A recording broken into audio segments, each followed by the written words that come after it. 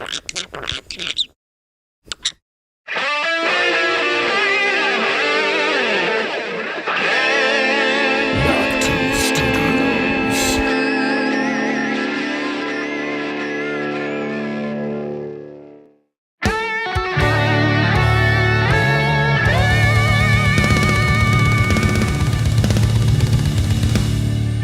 now, Knock 2 Studios presents Common Censored. Rising up, took my chances,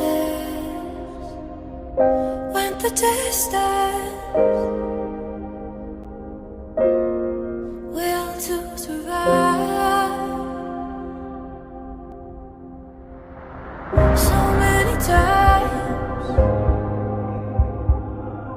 you trade your passion for glory.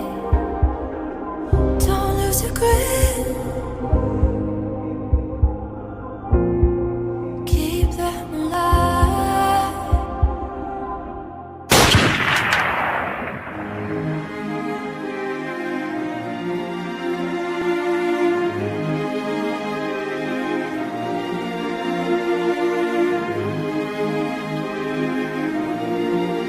And he's watching us all with the eye.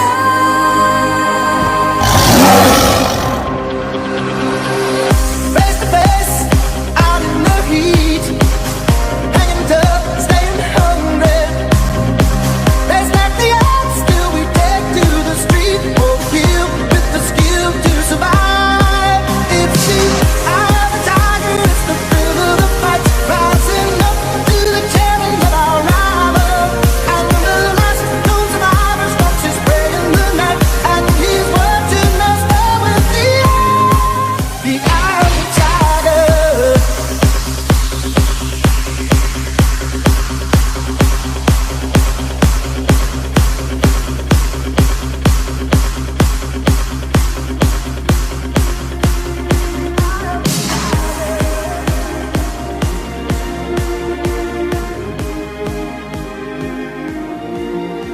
And he's watching us all with the eye.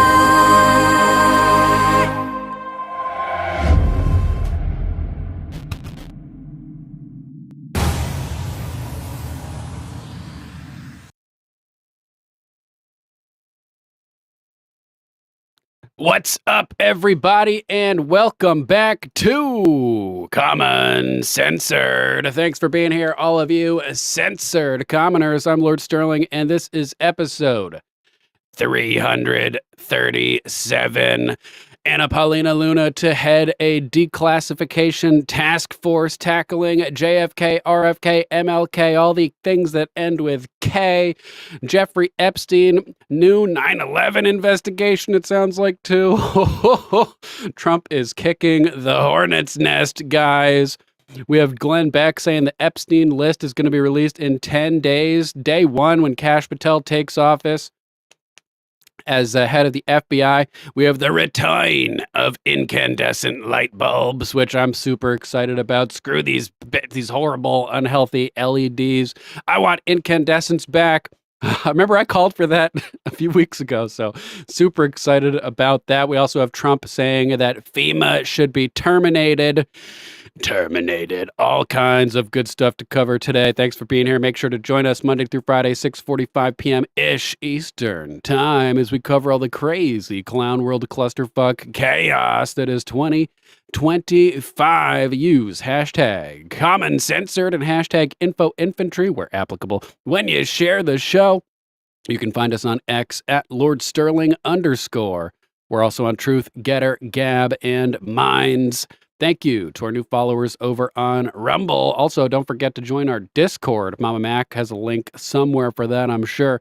Speaking of links, all the links to the sources we cover today will be posted down in the video description after the show. And Mama Mac will be adding timestamps. So if you're watching this later on and you need to maximize the efficiency of your time, focus, and attention, click on down there to the description, skim through the topics we talk about, and jump right to the point in the show where we talk about the things you want to hear about, because there's always a lot more than just what's listed in the title of the show. Make sure to hit up alplama.com and throw Mama Mac some love, your new herbal health guru. Tinctures to remedy your ailments. They taste bad, but they're so good for you, right, Mama Mac? And if you want to support the show directly, you can hit up our link tree at Common Censored to find our merch, our books, our tinfoil hat affiliateship, and all that good stuff over there. Disclaimer. Views expressed on Common Censored are only opinions. Assume everything we say is false and research for yourself. We're not giving medical, legal, or financial advice. The only advice we are giving is think for yourself. Question authority. Think for yourself. Question authority. Boom! All right, let's jump into the news. This was a video from Rose DC11 posted this. Remember, JFK was the starter and DJT will be the finisher. They both had a vision of America that is strong, safe, and prosperous. The only way it will happen is if the deep state cabal will be shattered into a million pieces. Boom! So that was a cool video. Really well done. I like that mellow female singing version of Eye of the Tiger. It was really cool. Let's jump over to the big breaking news of the day, starting with @RealAlexJones. Breaking! Anna Paulina Luna to lead the House Oversight Task Force on declassification of federal secrets, including JFK's assassination, Epstein list, and more. Let's check out this clip of Owen Schroyer breaking down what's going on. And then we'll watch the full thing in a minute, too, the full briefing. Trump has just signed an executive order mandating federal agencies to cooperate and work with the Department of Government Efficiency. Now, I got all kinds of news out of Doge, and then you got Democrats and Democrat activists and implants posing as judges, doing everything they can to stop Doge. So I got news on that. They're doing everything they can to keep Doge away from all of the evidence of their crimes, and that's what's going on here. And Musk has all but said that exact thing in the last 24 hours multiple times. Then I've got Anna Paulina Luna coming out, running a declassification subcommittee. She says there were 2 shooters at the assassination of JFK. 2 shooters. Here she was announcing all the declassification agenda she has at a press conference moments ago. With the stroke of a pen, he committed to declassifying the files concerning the assassinations of President John F. Kennedy, Robert F. Kennedy, and Dr. Martin Luther King Jr. A decision not just monumental, but pivotal. It is with profound honor that I have been entrusted by Speaker Mike Johnson and Chairman James Comer to lead the House Oversight Task Force on declassification of federal secrets.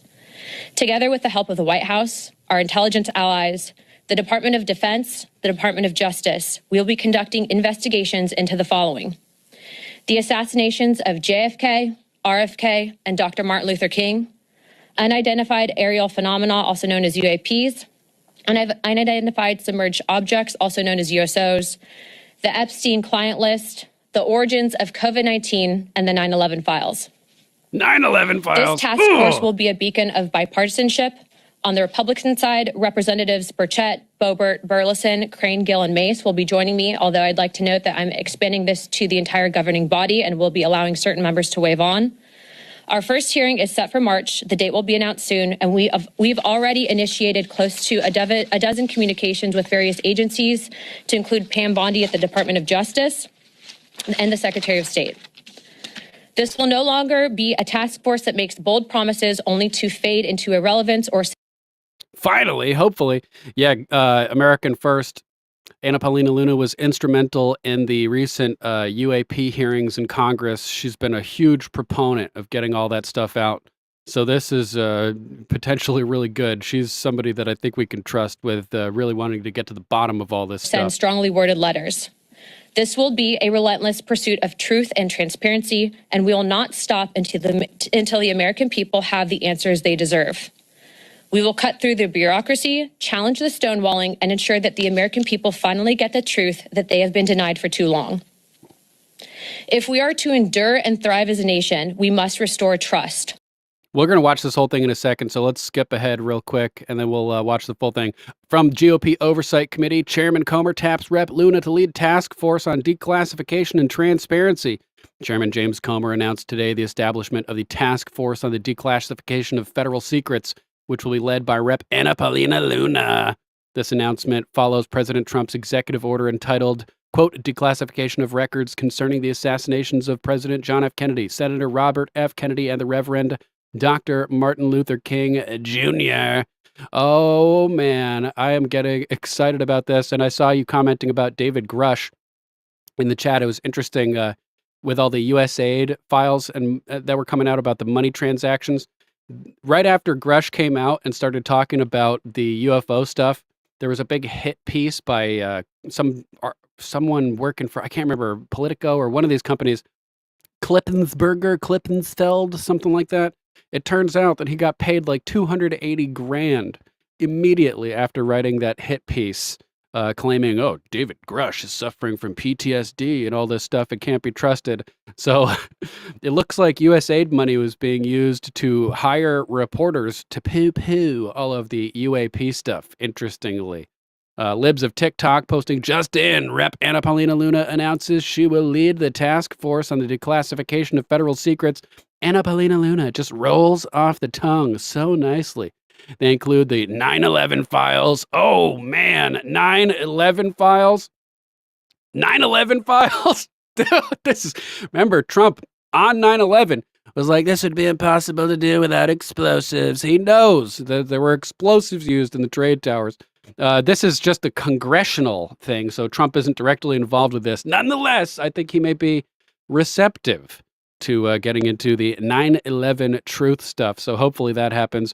Epstein files, JFK killing, Robert F. Kennedy killing, Martin Luther King, COVID-19 origins, UFOs. This is super, super exciting. So without further ado, let's jump over to YouTube to Forbes, who has the full video over here. Let's check it out, guys.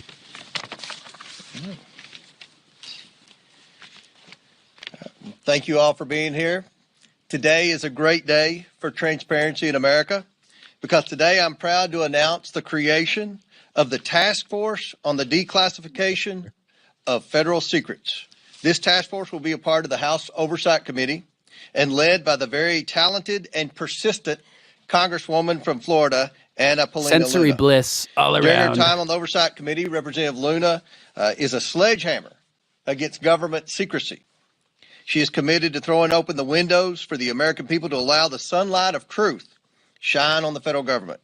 I can think of no better person in Congress to lead this task force than Representative Luna. Last month, President Trump signed an executive order to begin the process to declassify information on the assassinations of JFK, RFK, and MLK.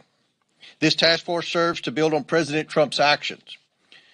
For far too long, the American people have had reasonable questions of what their government, which they fund every day, keeps hidden about certain issues.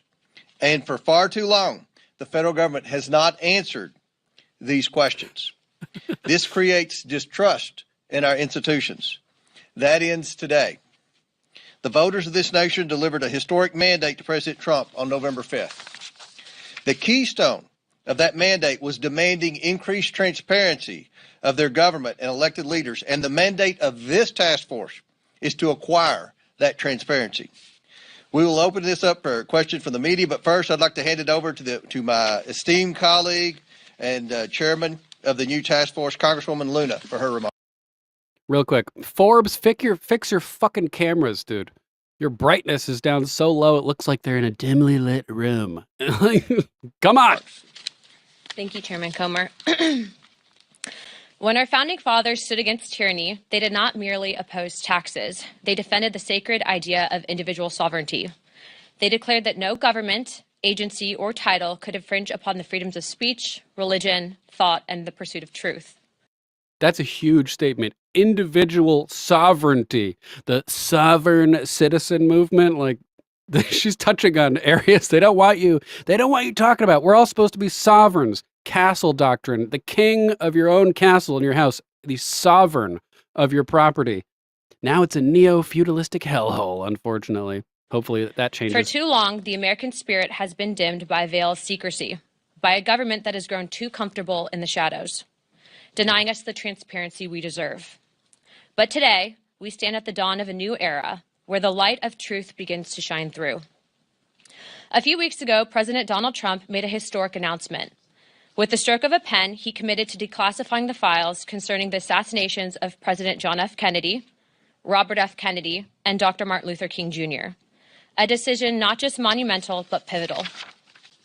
It is with profound honor that I have been entrusted by Speaker Mike Johnson and Chairman James Comer to lead the House Oversight Task Force on Declassification of Federal Secrets. Together with the help of the White House, our intelligence allies, the Department of Defense, the Department of Justice, we will be conducting investigations into the following: the assassinations of JFK, RFK, and Dr. Martin Luther King, unidentified aerial phenomena, also known as UAPs, unidentified submerged objects, also known as USOs, the Epstein client list, the origins of COVID-19, and the 9/11 files. This task force will... So they're not just going to be declassifying, they're initiating investigations on all of these topics. We're getting a new 9/11 investigation. This is massive, massive, massive news. 9/11 is the linchpin in the modern control system that enabled the entire buildup of the spy systems, of you name it, of everything. This is massive. Will be a beacon of bipartisanship. On the Republican side, Representatives Burchett, Boebert, Burleson, Crane, Gill, and Mace will be joining me, although I'd like to note that I'm expanding this to the entire governing body and will be allowing certain members to waive on. Think about this. If we get an investigation into the JFK files and 9/11 proving that the CIA and their cronies from around the world killed the president to take over the government and then blew up the trade towers to launch a series of wars and bring in an industrial, tech-based spy system to monitor all of the citizens in this country, furthering their control over the system. If this comes out, this is huge. This will change everything. Thousands of people will be in prison. Our first hearing is set for March. The date will be announced soon, and we've already initiated close to a dozen communications with various agencies, to include Pam Bondi at the Department of Justice and the Secretary of State. This is going to cause a constitutional crisis if they reveal that we haven't had a legitimate government since the 60s. Like, this is nuts. No longer be a task force that makes bold promises only to fade into irrelevance or send strongly worded letters. This will be a relentless pursuit of truth and transparency, and we will not stop until the American people have the answers they deserve. We will cut through the bureaucracy, challenge the stonewalling, and ensure that the American people finally get the truth that they have been denied for too long. If we are to endure and thrive as a nation, we must restore trust through transparency. The American people must be trusted to think for themselves, to form their own judgments from the truth that they are entitled to know. We've been treated like children for too long and kept in the dark by those we elected to serve us. It is my solemn duty to begin mending this trust, to form a new relationship between the government and the governed. Let us embark on this journey together towards a government that does not serve, but one that enlightens. That does not just serve, but one that enlightens. Trust through transparency, that begins now. Without further ado, we'd like to open it up for questions, as I'm sure many of you have those. Yes. Hands up. Let's go. Thank you, Nancy. Obviously, your goals are aligned with the administration's on the declassification of Martin Luther King and the Kennedys. How would you handle if you end up, whether it's President Trump or Attorney General Bondi or DNI Gabbard, if they disagree with what you're looking to declassify on a certain topic, whether it's UAPs or 9/11 or something like that? How would you handle if there's some stuff that they don't necessarily want to declassify? Well, certainly, I think that they'd be supportive, being that they're advocating for this. But also, I want to remind the American people that this is bipartisan. Impossible There's also would be. Democrats that are looking into answering these very questions. But certainly, we would share that information with the American people. This is about transparency. And I think, again, as I stated, for far too long, there's been a massive push to keep the American people in the dark, and that ends today. Do you have subpoena power? Chairman? The task force does not have subpoena power. I do. The task force is going to be subsidiary of the full oversight committee. So if we have to issue one, Congresswoman Luna, we'll discuss it and we'll take appropriate action. But in Trees full and hoot. transparency, we have a Maybe. great working relationship, as I stated earlier, with the White House, with the DOJ, with the Secretary of Defense, and the Secretary of State. The incoming FBI director, I think, will be very supportive, and we've also been told that the CIA director is very supportive. To put it in perspective, I think that this issue transcends not just one administration, but multiple administrations, and it hasn't been until now that we've been able to get people actually in positions of power that will push for transparency. Now, if I find that different entities in the various intelligence agencies are stonewalling us, I'm going to make that known to the American people. But as Apparently, like even the Clintons, when Bill Clinton was president, were kept out of the UFO stuff. They supposedly created Jake Barber's Red Team operation to try to penetrate the secret space program. So this is like been going on forever. And even presidents and top tier people have been kept out of the loop. as of right now, we are cautiously optimistic. What's your priority list? Because Epstein, 9/11. Our first investigation will be announced, but it's going to be covering on a thorough investigation into the John F. Kennedy assassination. And I can tell you, based on what I've been seeing so far, the initial hearing that was actually held here in Congress was actually faulty in the single bullet theory. I believe that there were two shooters, and we should be finding more information as we are able to gain access into the SCIF, hopefully before the files are actually released to the Watch the Ross Coulthart interview with the JFK investigator from last weekend. Really, really good. Lots of interesting information. Basically definitively proves just in that interview that there was multiple shooters, more than two. public. Thank you for doing this. Have you identified the Democrats who will sit on the task force, and could you talk a little bit more about the role of Democrats in this? Yeah, so again, this is a bipartisan commission. Remember, JFK was a Democrat, RFK was a Democrat, and I'm sure that I think the entire conference has a question on what actually happened with Dr. Martin Luther King, but also UAPs. You guys know that that was the biggest bipartisan bicameral hearing that we've ever had, I think, in congressional history.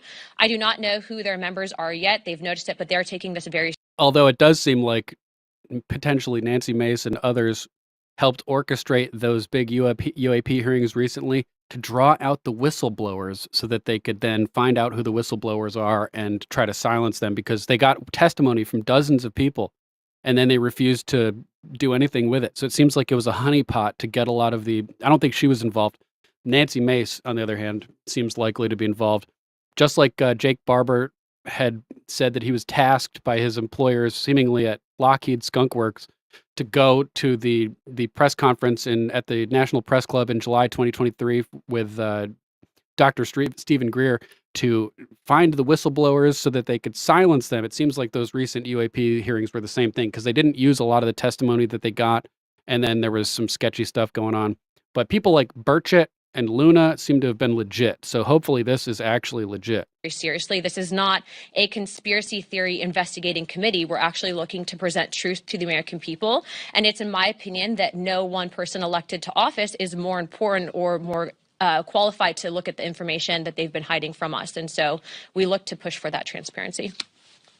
What sort of witnesses will you expect to have at your hearings? I know you said the first one's in March. Would that be department heads, former employees of various agencies? Would you like to jump in? Yeah, I was going to say, based on what we're actually looking to do with the JFK investigation, I'm looking to actually bring in some of the attending physicians at the initial assassination, and then also people that had been on the various commissions looking into, like the Warren Commission looking into the initial assassinations. There's been conflicting evidence, and I think that even the FBI at the time reported some anomalies in the initial autopsy at Bethesda, Maryland. All of those, though, seem to have been rinsed and repeated in the media to push a certain narrative that we don't agree with. And so I think that in order to put to bed some of the theories that have been out there on John F. Kennedy, we have to know the full truth. And the full truth starts with transparency. And that's why these files is so important for the American people to read for themselves.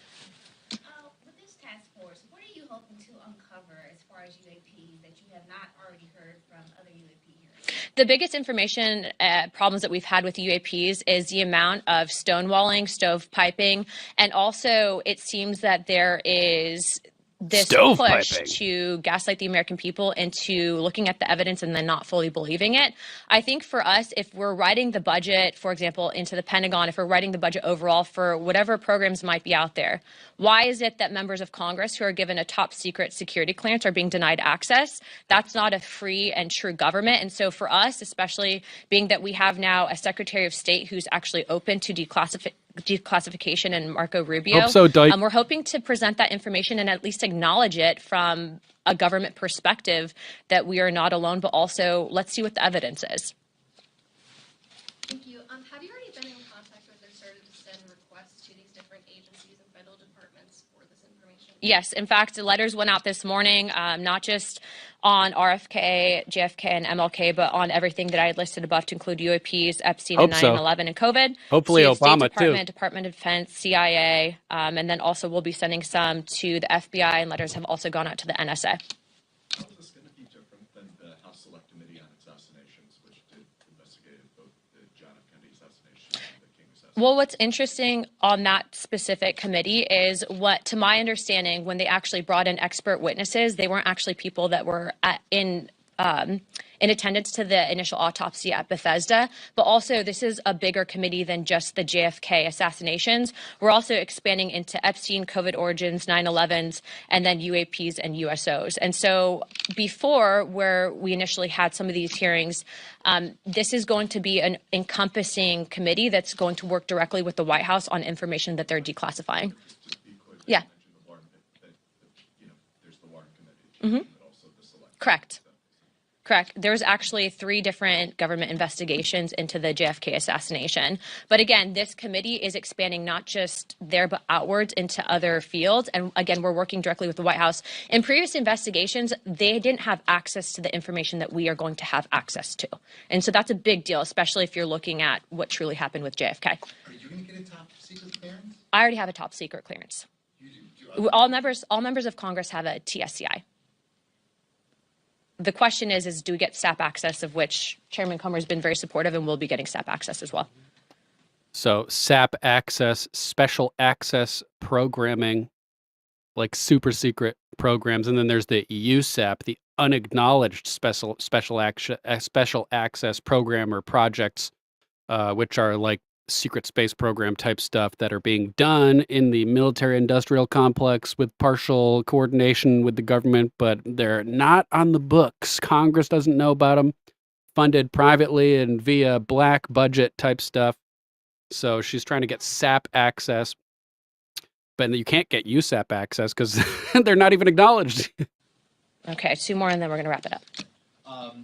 Obviously, some of the questions on some of these topics, whether it's Jeffrey Epstein or COVID-19, the questions are obvious. What specifically, though, are the questions you're looking to get answered with regards to September 11th? We just want the truth. How much did the CIA know in advance? But also remember, when you have only certain information that's shared with the American people, that's when conspiracy theories happen. And it's in my opinion that conspiracy theories can be detrimental. It doesn't mean that in the last couple of months we haven't been right on a few things. But what I will say is I think that we deserve to give this information to the American people.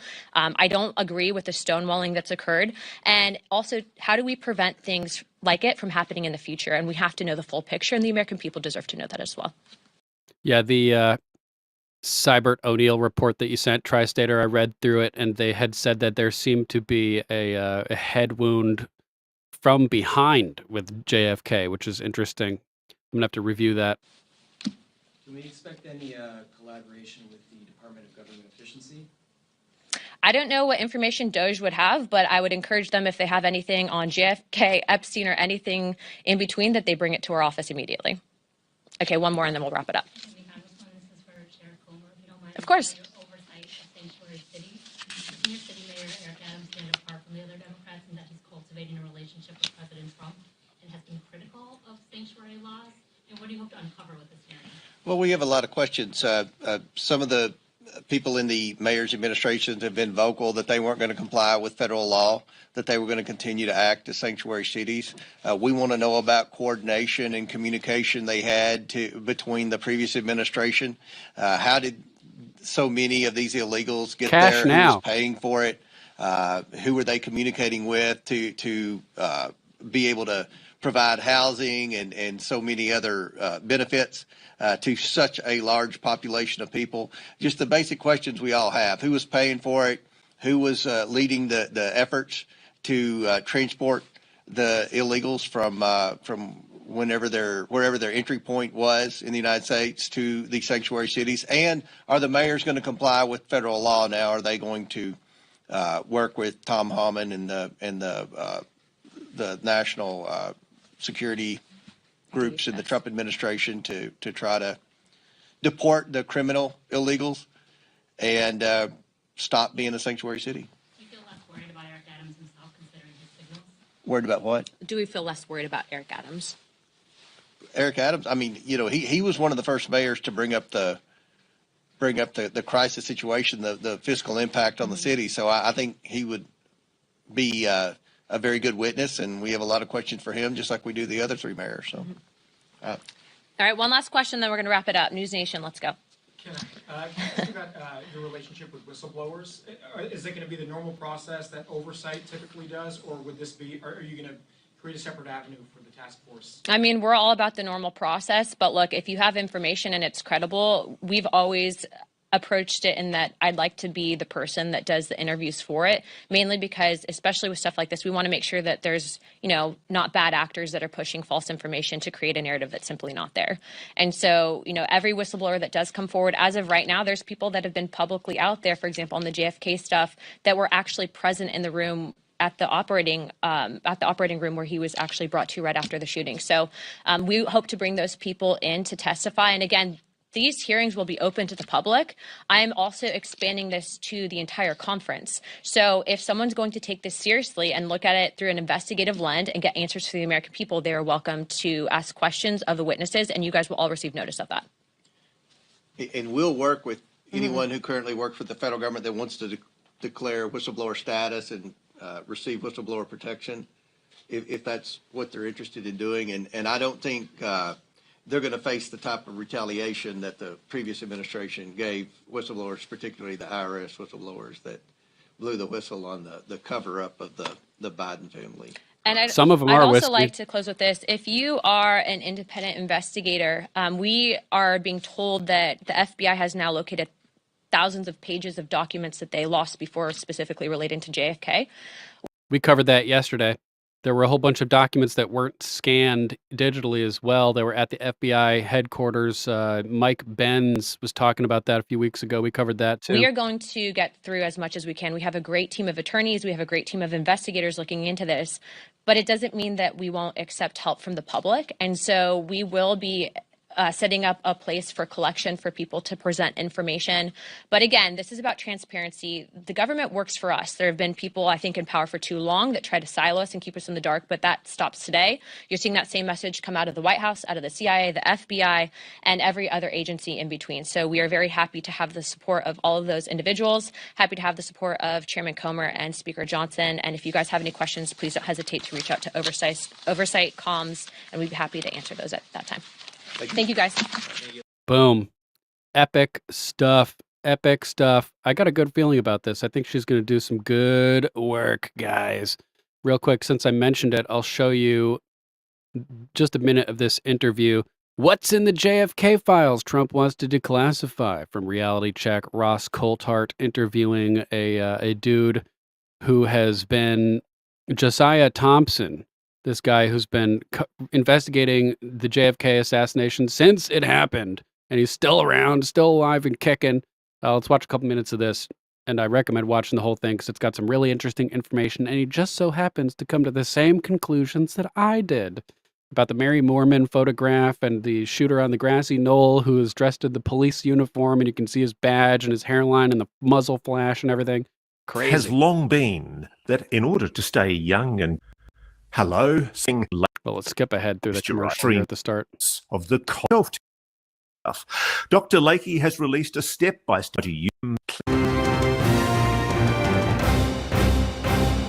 Lastly, sir, we have an executive order ordering the declassification of files relating to the assassinations of President John F. Kennedy, Senator Robert F. Kennedy, and the Reverend Dr. Martin Luther King Jr. That's a big one, huh? A lot of people are waiting for this for years. for decades.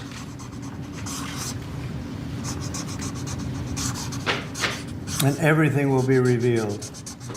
Hello and welcome to Reality Check.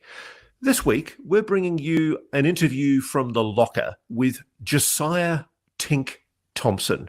I had the pleasure of meeting Josiah Thompson last year when I was asked by News Nation to reinvestigate the assassination of JFK.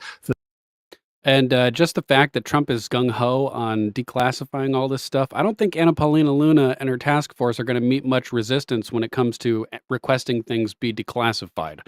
I got a good feeling about the this. 60th anniversary for November 1963.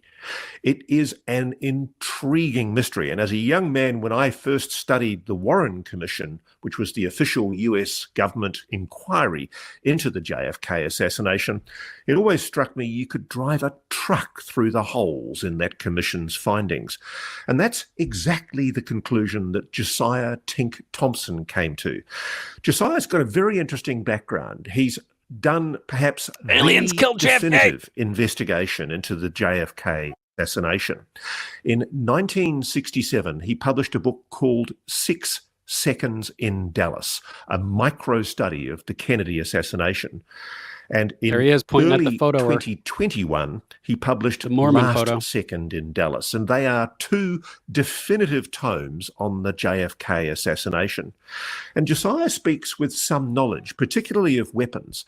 He's actually somebody who's quite shy about his background, but he worked in the precursors of the Navy SEALs. He was with the UDT, the Underwater Demolition Teams. The Frogmen, man. The Frogmen, the Underwater Demolition Teams, UDTs. Early Frogmen are some of the main characters in my novel series, The Core Saga, which is kind of fun. Special commando unit in the US Navy. And he has an extensive knowledge of weapons, and because of his history as a private investigator, he's also a methodical investigator. Here's Josiah Thompson on the JFK assassination and why you shouldn't believe what the government tells you all the time. Tink, 60 years ago, a president was murdered. JFK was assassinated in Dallas. Officially, the government position through the Warren Commission is it was a sole shooter, Lee Harvey Oswald. Is that official version wrong? Yes. Why? Couldn't have happened that way. Why do you say that? Because the evidence in the case nice upon the horizon will not permit a single gunman to have done this. Now, before we get into the nitty-gritty of the evidence, the thing I'm fascinated by is that even LBJ, JFK's successor, didn't believe the single bullet theory, did he? Because he knew. There is a phone call between President Johnson and Senator Russell, who was on the Warren Commission. And they're old friends from the Senate. And they're talking about the Warren Commission's conclusions. And the single bullet theory, of course, is one of the central conclusions. And they both end up agreeing that it's wrong. The official version is that Lee Harvey Oswald acted alone, that there were 3 shots, 1 shot missed, 1 shot, a single bullet, caused 7 wounds. That's true. We've gone through the evidence that the the magic bullet actually does make sense and line up with the trajectory of all the wounds when you correct the position of Governor Connolly in his jump seat. But watch this full interview. Watch this full interview. He comes to the same conclusions that I did. This is a really, really good interview, and it's kind of sad. This guy's been working his whole life on this, on and off, and he's like, I'm just giving up at this point. I'm done. I'm 84 years old. I'm going off to spend some time with my wife and have a good time. So he's out. But watch this interview because he deserves credit for his discoveries, which are really on point in my opinion. And there's lots of stuff you probably haven't heard elsewhere in there as well. Let's jump to the next topic. Epstein files release imminent. FBI nominee under scrutiny. The Jeffrey Epstein client list is set to be declassified within the next days, as reported by social media outlets citing Glenn Beck. where the rumor is coming from. Additionally, controversy surrounds Kash Patel, with allegations from whistleblowers and Senator Dick Durbin, who's the guy who blocked the Epstein list. I'm sure he's got nothing to hide. We can take his allegations seriously, right? Right? Suggesting that Patel orchestrated a purge of FBI staff before his official confirmation. Blah, blah, blah, blah. Breaking. It's being reported the Epstein list will be released within 10 days. Release the names. Release the names. Here we have a video of one of the victims. But let's see. I have the video somewhere around here of Glenn Beck. Where'd it go? Where did it go? I think this is it. Epstein files being released. Glenn Beck says the files will drop in 10 days. In the next 10 days, you're going to see the Epstein files released. Day number 1, Kash Patel walks in. By the end of the day, it'll be released. If that's true, this is going to be earth-shattering. The only thing I care about is the scandal of the pedophiles. And in the next 10 days, you're going to see the Epstein file released. In the next 10 days. Next 10 days. Oh, Yep. please. You think in the next 10 days the whole thing's going to be released? Yeah. And what kind of information do you have to be able to be that certain about it? I plead the fifth. In the next 10 days. The next 10 days. Oh, Glenn, please. Yeah. Stop it. Next 10 days. You're I'm telling you. teasing millions who want that list. Day number 1, Kash Patel walks in. By the end of the day, it will be released. Oh, please. Did Kash Patel get confirmed yet? Not yet. They delayed it. And did RFK get confirmed yet? Not yet. Tulsi? None of them, though. House, not Senate. Yeah. So all as right. soon as he's confirmed, his first day, it will be released. Oh, I can't wait. The only thing I care about. He just can't give up his sources and methods, Sean, I think. He's like, I'm talking to people behind the scenes who have clearances that they're not supposed to be telling me stuff, probably. So I can't tell you how I know, but hopefully it happens. Hopefully it happens.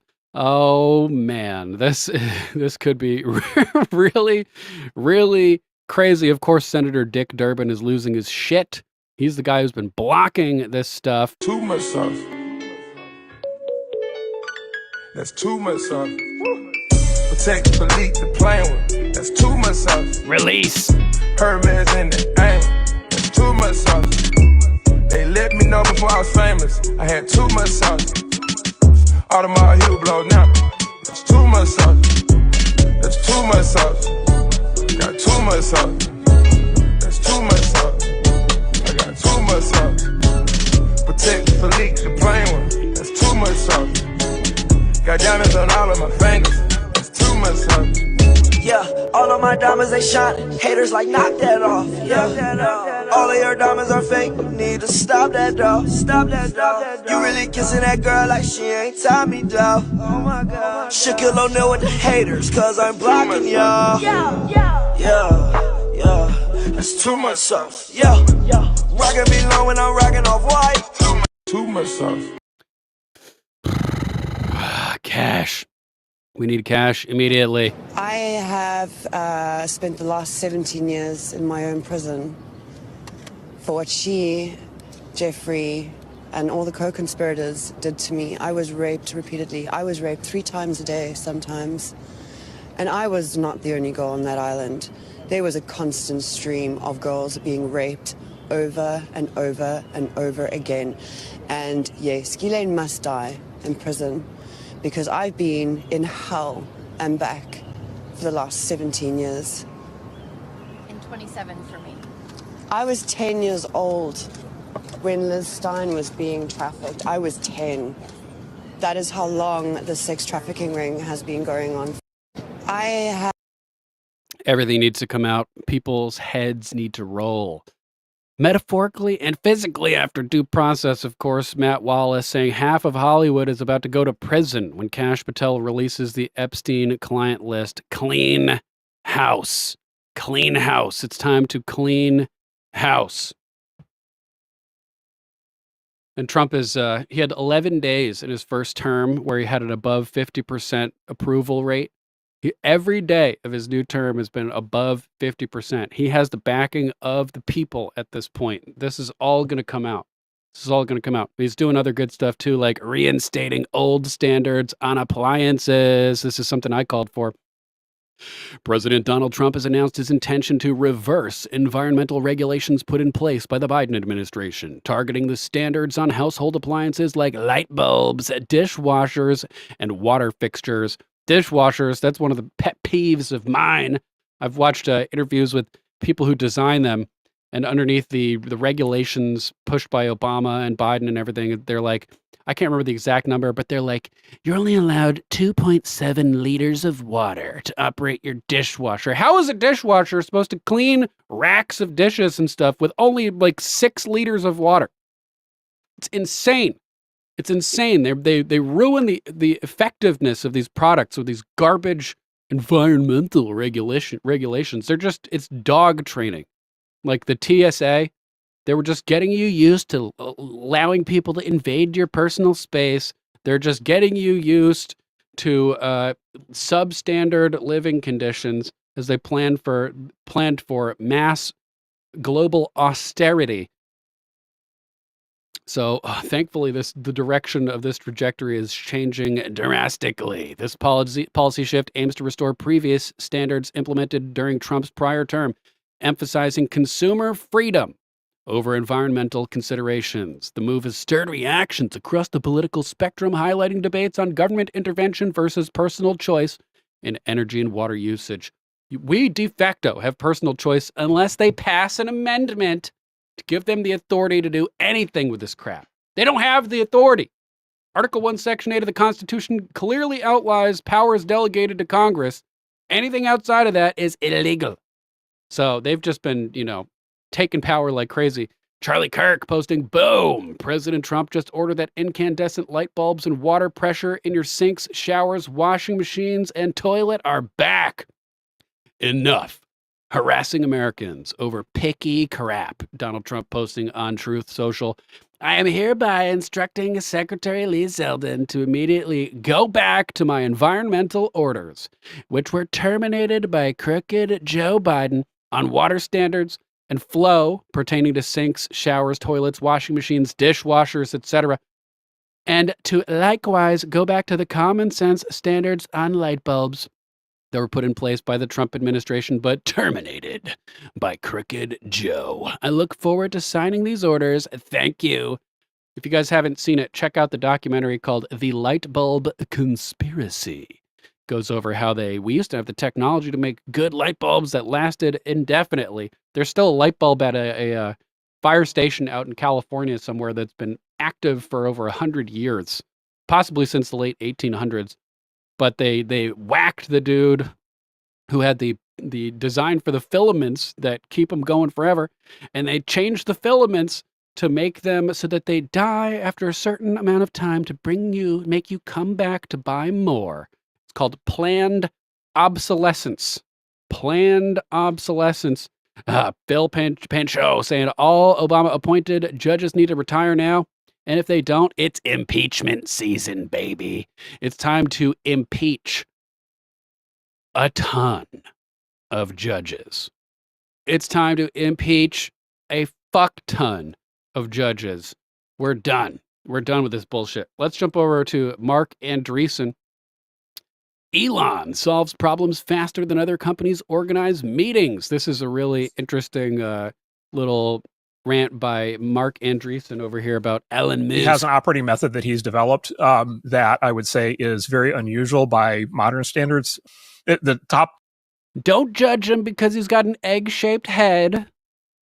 Just listen to what he's saying. Top line thing is just this incredible devotion from the leader of the company to fully, deeply understand what the company does and to be, completely knowledgeable about every aspect of it and to be in the trenches and talking directly to the people who do the work, deeply understanding the issues and, being the lead problem solver in the organization. And basically what Elon does is he shows up every week at each of his companies. He identifies the biggest problem that the company's having that week and he fixes it.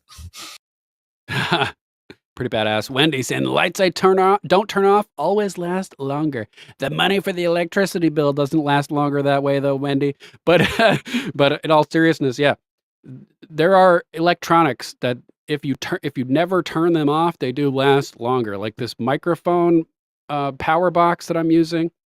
A lot of like things like guitar amplifiers and stuff. They say if you don't turn them off, they extend the life of the product, which is kind of interesting.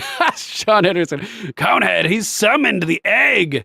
He's summoned the egg, Jake Barber style. Yeah, sure. Obama been pulling strings on these judges for sure. And a lot of them are probably taking money from USAID and all these various things. So they're just desperately trying to keep it secret. We also have a video of Trump saying that these judges are just buying time for the demon rats to cover their tracks and get rid of evidence. Right. And then he does that every week for 52 weeks in a row. And then each of his companies has solved the 52 biggest problems that year, like in that year. And, most other large companies are still having the planning meeting for the pre-planning meeting, for the board meeting, for the presentation, for the this, for the, with the compliance review and the legal review. And that's the thing. Tri-Stater. The Federal Reserve is an independent agency, so Doge will have no authority to go in there and look at it. Trump will have no authority to allow them to go in and look at it. So what's going to happen, in my predictive opinion, Trump is going to give them the go-ahead to go at the Federal Reserve. Jerome Powell and his cronies will be like, sorry, you can't access it. We're an independent agency. And Trump is going to be like, this is a problem. This is against the foundational principles of the Republic. That is the refusal of the Federal Reserve to allow Doge and the executive branch to see into the files. That's what's going to propel the Federal Reserve issue into the forefront of the political spectrum. Trump's going to be like, this is not American. This is a rogue independent group that's manipulating our money and not allowing us to even see what they're doing with it. Then it'll get the attention of Congress. Then Rep. Massey's bill to audit Congress will get attention, H.R. 24. And then we'll get an audit followed by shutting down the Federal Reserve and ending this un-American overseas tyranny that dominates our money supply and sucks value out of the system to manipulate the entire rest of the world, centralizing control around the world while simultaneously weakening us to make us more susceptible to international takeover, which is the crux of the plan, in my opinion. Let's continue. He's just like, it's this level of both like incredible intellectual capability coupled with incredible force of personality, moral authority, execution capability, focus on fundamentals.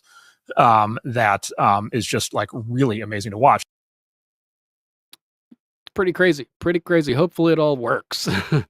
We also have Elon Musk highlighting alleged Social Security fraud at the White House in a statement made from the Oval Office. Elon Musk has made claims suggesting significant fraud in federal entitlement programs like Social Security, mentioning an extreme example of payments supposedly going to individuals aged over 150 years old. Life goals, baby. During a recent statement from the White House, Musk humorously remarked on these centenarians' eligibility for benefits, suggesting they should be dead or famous. The discourse around these claims has sparked discussions on government waste and the need for oversight, although no direct evidence has been presented to support Musk's claims. Let's see. So here's one clip. Musk's talking about the old-ass fossils involved. There's crazy things like just cursory examination of Social Security, and we've got people in there that are 150 years old. Now, do you know anyone that's 150? I don't. Okay. They should be on the Guinness Book of World Records. They're missing out. That's a case where, I think they're probably dead. It's my guess. Or they should be very famous. One of the two. Yeah, they're probably dead. Oh, man. So we have Trump signing an executive order with Musk for government efficiency. Trump signed an executive order involving the Department of Government Efficiency with Elon Musk present during the event in the Oval Office. The order aims to reduce the size of the federal workforce and mandates cooperation between federal agencies and DOGE to enhance efficiency and eliminate bureaucratic waste. This move reflects a significant endorsement of private sector involvement in government operations. Yeah, baby. Let's go. I wonder if we can find the full video over here. Let's hop over to YouTube real quick. Musk, Trump. Here we go. Let's check out some of this. Necessary to provide things to its citizens and not simply be servicing. No, that didn't start from the beginning. Let's try this one. Which is the bureaucracy, which has enlarged. Nope, that didn't start from the beginning either. Let's Try this? X, are you okay? This is X. And he's a great guy, high IQ. He's a high IQ individual. And he's got this cool chain going. So Trump thank is you very much. hilarious. We had a busy day today. The king just left, and we've had a great discussion, terrific discussion. Sounds good, Wendy. Concerning Gaza and everything else. We had discussions also about Saturday at 12 o'clock. It's going to be a big moment. We'll see what happens. I don't expect much happening with these people, but we'll see what happens. And we're going to be signing a very important deal today. It's Doge, and I'm going to ask Elon to tell you a little bit about it and some of the things that we found, which is shocking. Billions and billions of dollars in waste, fraud, and abuse. And I think it's very important. And that's one of the reasons I got elected. I said, we're going to do that. Nobody had any idea it was that bad, that sick, and that corrupt.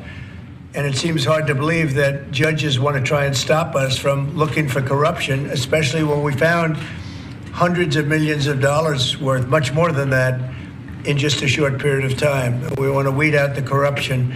And it seems hard to believe that a judge could say, we don't want you to do that. Well, so maybe we have to look at the judges, because that's very serious. I think it's a very serious. Let's look at the judges. It's impeachment season. It's impeachment season. Eli Crane introduced articles of impeachment, or at least drafted them, for the judge trying to block Treasury access to Doge. It's impeachment season. We need to impeach all of these fucking judges. All of them. I'm talking, like, let's impeach a lot of judges. These people are corrupt scumbags on the take, compromised, blackmailed. We need to impeach lots of people. Serious violation. I'll ask Elon Musk to say a few words, and we'll take some questions. Elon, go ahead. Sure. So at a high level, if you say, what is the goal of Doge, and I think a significant part of the presidency is to restore democracy. This may seem like, well, aren't we in a democracy? Well, if you don't have a feedback loop, okay, we would have to, if you sorry. Tell you, gravitas can be difficult sometimes. If there's not a good feedback loop from the people to the government, and if you have rule of the bureaucrat, or if the bureaucracy is in charge, and then what meaning does democracy actually have? If the people cannot vote and have their will be decided by their elected representatives in the form of the president and the Senate and the House, then we don't live in a democracy, we live in a bureaucracy. So it's incredibly important that we close that feedback loop, we fix that feedback loop, and that the public's elected representatives, the president, the House, and the Senate, decide what happens. I think Elon knows it's not a democracy, but he's using their words, the words of the left, so to make sure that they fucking understand this basic ass concept. As opposed to a large unelected bureaucracy. This is not to say that there are good people who are in the federal bureaucracy, but you can't have an autonomous federal bureaucry. You have to have one that is responsive to the people. That's the whole point of democracy. And if you looked at this, if you asked looked at the founders today and said, what do you think of the way things have turned out? Well, we have this unelected, fourth unconstitutional branch of government, which is the bureaucracy, which has, in a lot of ways, currently more power than any elected representative. And this is not something that people want, and it does not match the will of the people. So it's just something we've got to fix. And then we've also got to address the deficit. So we've got a $2 trillion deficit, and if we don't do something about this deficit, the country's going bankrupt. I mean, it's really astounding that the interest payments alone on the national debt exceed the Defense Department budget, which is shocking because we spend a lot of money on defense. Crazy B. And if that just keeps going, we're essentially going to bankrupt the country. So what I really want to say is, it's not optional for us to reduce the federal expenses. It's essential. It's essential for America to remain solvent as a country. And it's essential for America to have the resources necessary to provide things to its citizens and not simply be servicing vast amounts of debt. And it's essential in a republic that the people know what the fuck is going on. They're our employees. It's our money. We need receipts. That's another thing about the IRS, is that you're supposed to get a receipt. And you never get one. Watch America from Freedom to Fascism for more information about that. Joe Bannister talks about it. And also, could you mention some of the things that your team has found, some of the crazy numbers, including the woman that walked away with about 30 million, right, etc.? Well, we do find it sort of rather odd that there are quite a few people in the bureaucracy who have ostensibly a salary of a few $100,000, but somehow manage to accrue tens of millions of dollars in net worth while they are in that position, which is, what happened at USAID. We're just curious as to where it came from. Maybe they're very good at investing. They're just really good at investing, Elon. Yeah. I actually have a clip of Elizabeth Warren being confronted about exactly that. Let's check it out real quick, and then we'll jump back into this video over at Black Conservative Perspective. He grabbed the clip. Here we go. Shutdown. 15-year high. We'll see you for next week's MAGA Minute. The shutdown. So Senator Warren, why are you so afraid of transparency? Why are you bothered by the fact that Elon Musk is attempting to expose all of this fraudulent spending? What is that about? What is the problem here? What is the problem with transparency? Do not touch me. Do not touch me. Senator Warren, I just want to answer a question. How did you get a $12 million net worth on a $200,000 salary in Congress? How did you do that? Excuse me. How did you do that? You can keep trying to block my camera. We're on a public sidewalk, so. Because she's sold out. She used to be, doing good stuff. Like she did this whole presentation. I sent it to Crazy B the other day. The coming collapse of the middle class of America. Where she was actually talking about real shit back in like the mid 2000s. And then she sold out and started raking in the dough to push the party line. In my opinion. So you don't want to answer that question. What is it about Doge that's such a problem to you? You just elbowed me, Senator. I got that on camera. Excuse us. Thank you. Transparency is your enemy. Democrats are acting like cheating boyfriends right now. I'm sorry, but somebody's got to say it. I'm independent. I think there's good ideas on both sides. There's bad ideas on both sides. But what this Doge audit is reminding me of is like a girl taking her boyfriend's phone and like hiding in the bathroom. And the Democrats are just banging on the door. And they're like, you are invading my privacy. You can't go through my phone. And Elon Musk is like, yes, I can. I can see what you've been up to. And then every time Musk comes out of the bathroom, he's like, look, see what you did? They just turn it around and they're like, you invaded my privacy. This was your fault. You broke my trust. Boy, oh boy. So true, man. So true. So true. Let's jump back into this. In which case we should take their investment advice, perhaps. But they're just really good at investing. It seems to be mysteriously they get wealthy. We don't know why. Where does it come from? And I think the reality is that they're getting wealthy at taxpayer expense. That's the honest truth of it. So, we're looking at,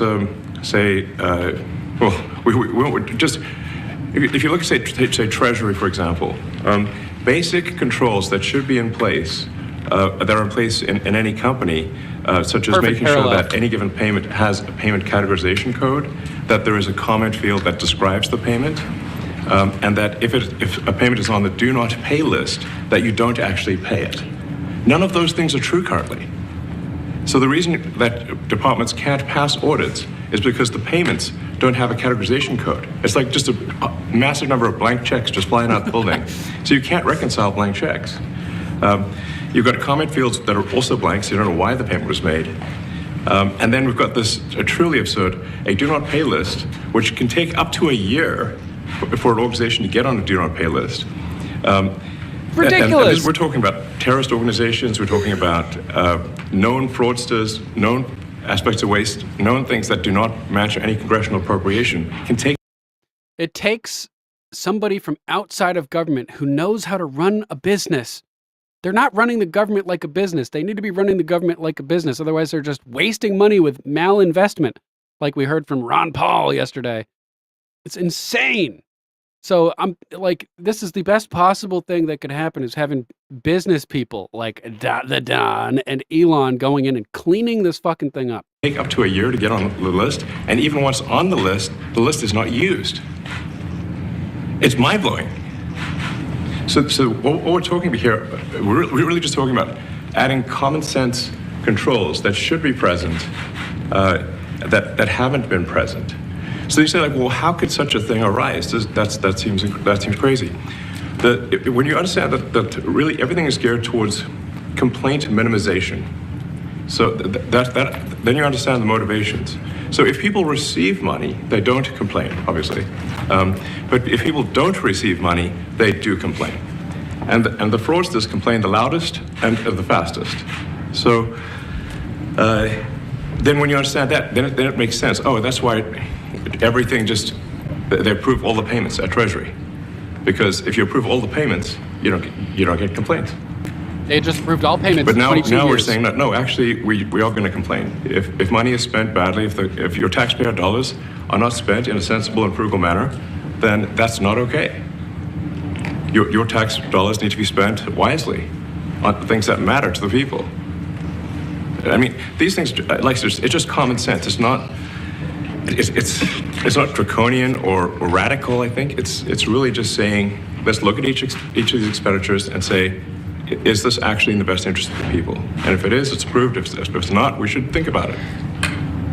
So, there's crazy things like just cursory examination of Social Security, and we've got people in there that are 150 years old. Now, do you know anyone who's 150? I don't. Okay. They should be on the Guinness Book of World Records. They're missing out. That's the case where, like, I think they're probably dead. It's my guess. Or they should be very famous, one of the two. And then there's a whole bunch of Social Security payments where there's no identifying information. Well, like, why is there no identifying information? Obviously, we want to make sure that people who deserve to receive Social Security do receive it, and that they receive it quickly and accurately. I'll tell you another crazy thing. So, one of the things is, like, we are trying to sort of right-size the federal bureaucracy, just make sure that this. Obviously, there need to be a lot of people working for the federal government, but not as many as currently. So we're saying, if people can retire, with full benefits and everything, that would be good. They can retire, get their retirement payments, everything. And then we were told, this is actually, I think, a great anecdote, because we're told the most number of people that could retire possibly in a month is 10,000. We're like, well, why is that? Well, because arbitrary bullshit. All the retirement paperwork is manual on paper. It's manually calculated, then written down on a piece of paper. Then it goes down a mine. And I'm like, what do you mean a mine? Like, yeah, there's a limestone mine where we store all the retirement paperwork.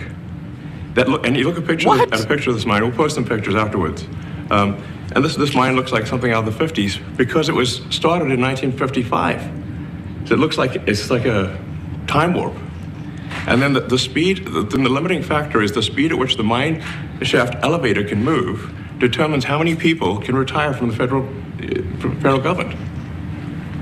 And the elevator breaks down sometimes, and then nobody can retire. Doesn't that sound crazy? There's like 1,000 people that work on this. So I think if we can take those people and say, like, you know what, instead of working in a mine shaft and carrying manila envelopes to boxes in a mine shaft, you could do practically anything else. And you would add to the goods and services of the United States in a more useful way.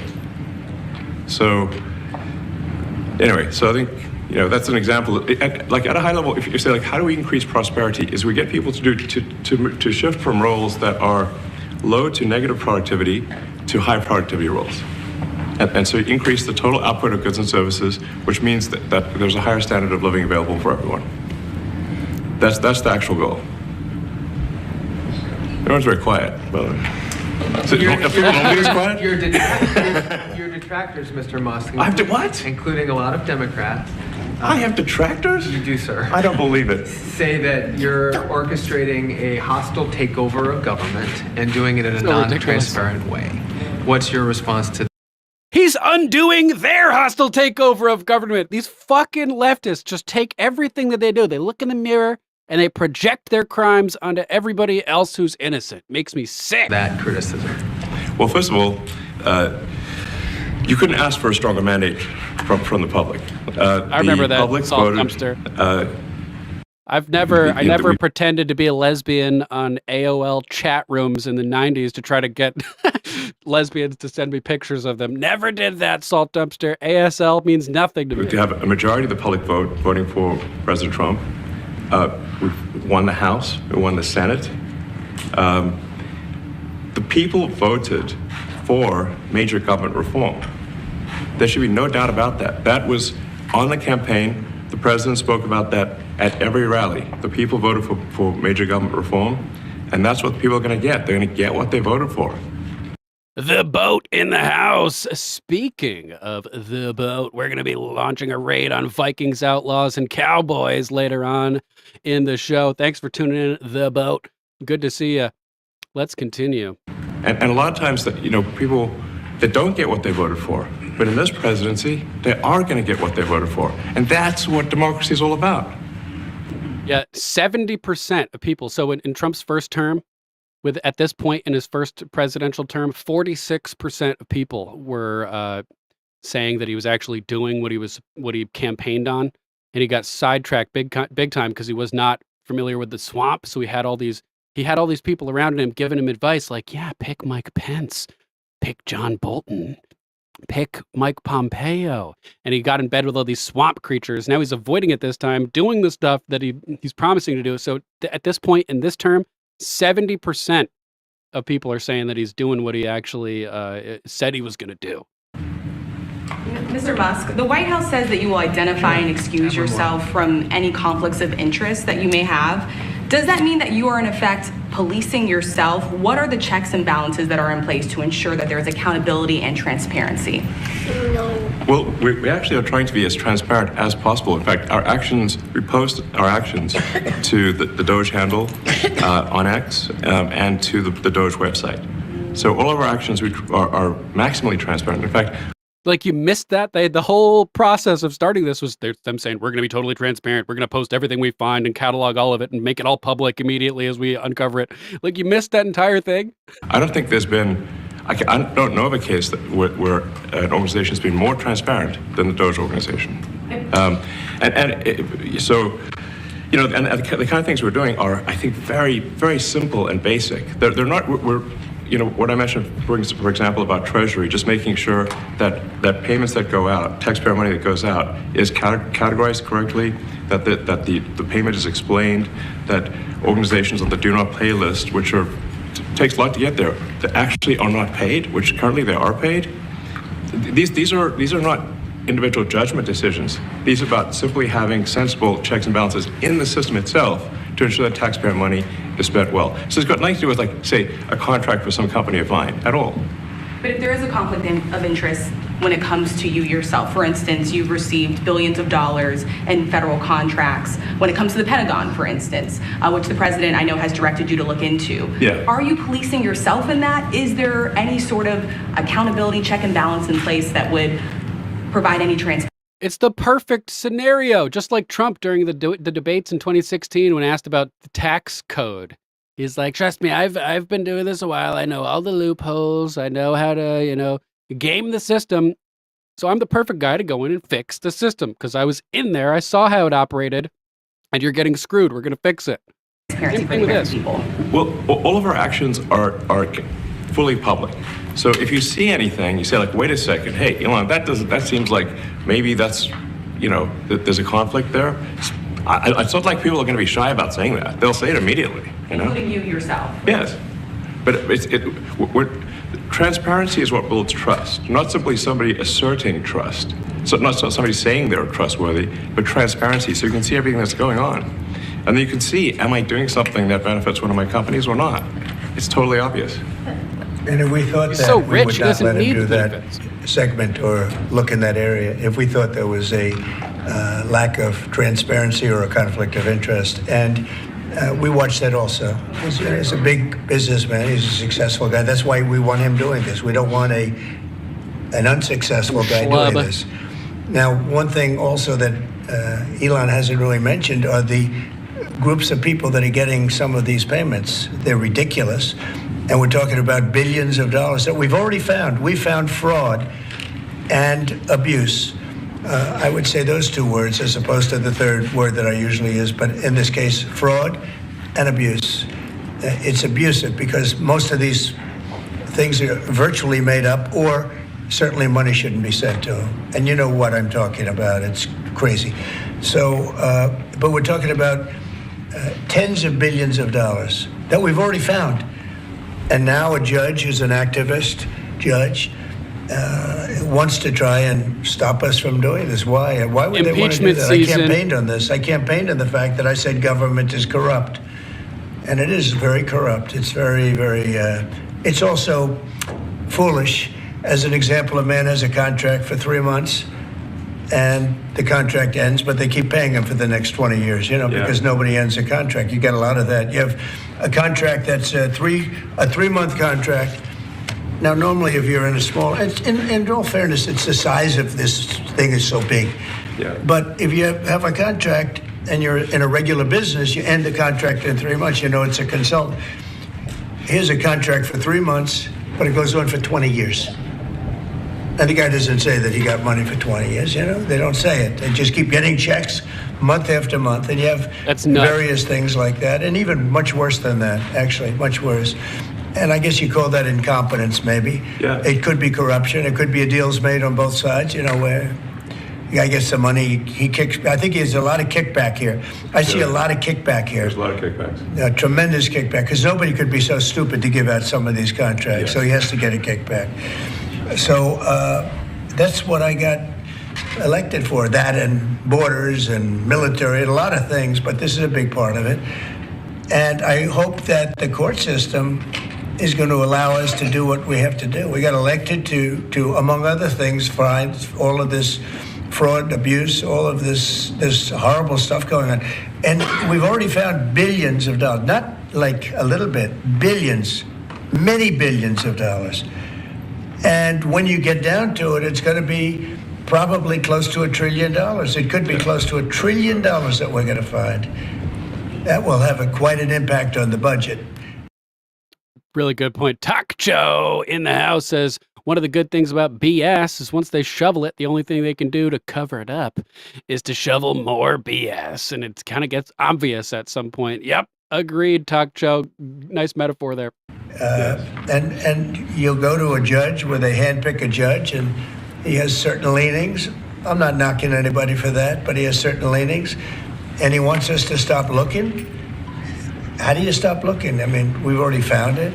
We have a case in New York where a hotel has paid $59 million. $59 million because it's housing migrants, illegal migrants.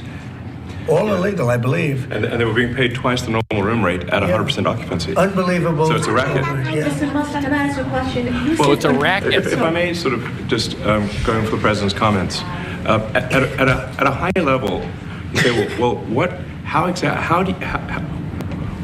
are the two ingredients that are really necessary in order to cut the budget deficit in half from 2 trillion to 1 trillion? And it's really two things: competence and caring. And if you add competence and caring, you'll cut the budget deficit in half. And I fully expect to be scrutinized and get a daily proctology exam, basically. Might as well just camp out there. We shall be the eternal scrutinizers. So it's not like I think I can get away with something. I'll be scrutinized nonstop. But with the support of the president, we can cut the budget deficit in half from 2 trillion to 1. And then with deregulation, because there's a lot of sort of regulations that don't ultimately serve the public good. We need to free the builders of America to build. And if we do that, that means I think we can get the economic growth to be maybe 3-4%, maybe 5%. And that means if you can get $1 trillion of economic growth and you cut the budget deficit by $1 trillion, between now and next year, there is no inflation. There's no inflation in 26. And if the government is not borrowing as much, it means that interest costs decline. So the mortgage, their car payment, their credit card bills, anything, their student debt, the monthly payments drop. That's a fantastic scenario for the average American. I mean, imagine they're going down the grocery aisle and the prices from one year to the next are the same, and their mortgage, all their debt payments dropped. How great is that for the average American? It's great. It's really great. Yeah, and I like that idea, JJR. A rectal exam, a proctology exam for the deepest, darkest crevasses of the federal government. That's what we're seeing beginning right now, bro. We had no idea. We had no idea we were going to find this much, and it's open. It's not like complicated. It's not simple that complicated. Stuff. It's like, a lot of work. Yeah. We can't believe it. A lot of work. A lot of smart people involved. Very, very smart people. But you're talking about anywhere, maybe $500 billion. It's crazy the kind of numbers you're talking about. You know, normally when you're looking at something, you'll find you're looking for 1 out of 100. Here, you're almost reversing it. You look for one that's good. That's good. And yeah. you can look at Legit. the title and you say, why are we doing this? Why are we doing that? And the public gets it. You know, the public gets it. You've seen the polls. The public is saying, why are we paying all this money? This for years, this has gone on. And the more that the Democrats push back against this and try to stop us from seeing what they're doing with our money, the more obvious and blatant it will be to the general American public that they're trying to hide something. So keep doubling down, Democrats, you idiots. You're only digging your metaphorical graves even deeper. Yeah, go ahead. Wait, go ahead. Senator Rand Paul today said that DOJ cuts will ultimately need a vote in Congress. Do you agree with that? Is that the plan? I really don't know. I know this. We're finding tremendous fraud and tremendous abuse. If I need a vote of Congress to find fraud and abuse, it's fine with me. I think we'll get the vote, although there'll be some people that wouldn't vote. And how could a judge want to hold us back from finding all of this fraud? It's a conflict of interest. If Congress is on the take from USAID, they should have no say in any of this. It's the same reason why they shouldn't be holding confirmation hearings for people like RFK Jr. and Kash Patel, who may expose them. It's a conflict of interest. The executive branch needs to be able to operate and investigate things within the executive branch. Congress should have no say in this. And finding all of this incompetence, why would that happen? Why would even Congress want to do that? Now, Congress, if we do need a vote, I think we'd get a very easy vote because we have a track record now. We've already found billions of dollars of abuse, incompetence, and corruption. A lot of corruption. If a judge does block one of your policies, part of your agenda, will you abide by that ruling? Will you comply? Well, I always abide by the courts, and then I'll have to appeal it. But then what he's done is he slowed down the momentum, and it gives crooked people more time to cover up the books. You know, if a person's crooked and they get caught, other people see that, and all of a sudden it becomes harder later on. So, yeah, the answer is I always abide by the courts, always. Billdozer with a $2 Rumble rant tying in the chat avocado. Tim Pool finally committed it to a free speech platform and has joined Rumble Premium. Glad to see it, but I don't take back any of my rants from last night. Oh, I'm gonna have to. I'm sorry I couldn't tune in last night, Billdozer. I'm gonna have to go back and listen. Tim Pool, the eternal fence sitter. Always abide by him, and we'll appeal.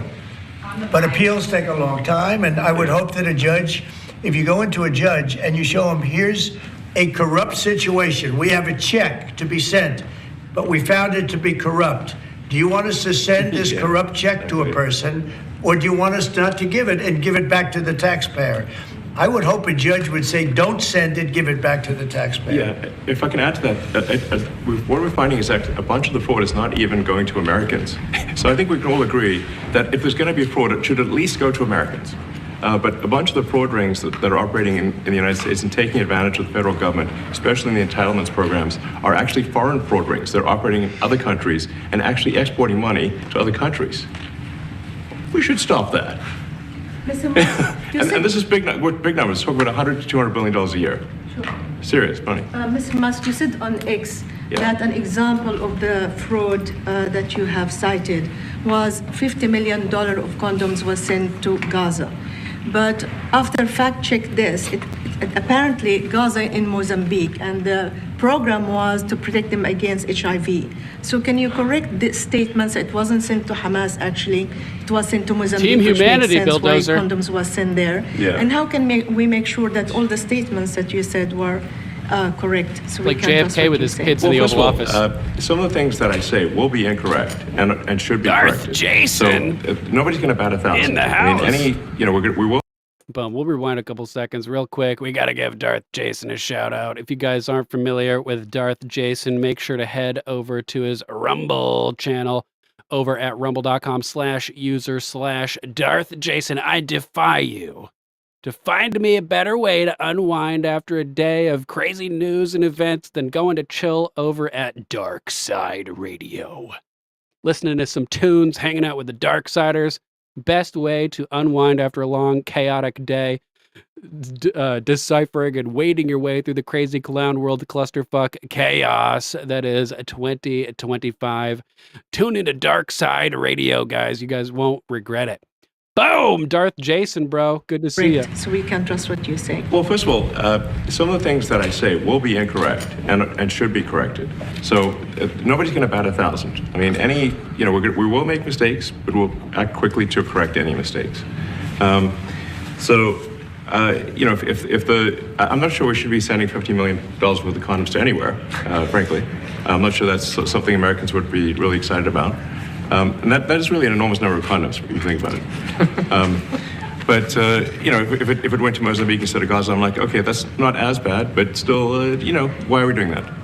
Mr. Musk, can you talk a little bit about how closely you're working with agency heads as you're directing these cuts? Do they have how much input do agency heads have when you're making these decisions? Yeah, we work closely with the agency heads, Yeah, so there are sort of checks in place. So it's not just us just going in and doing things willy-nilly. It's in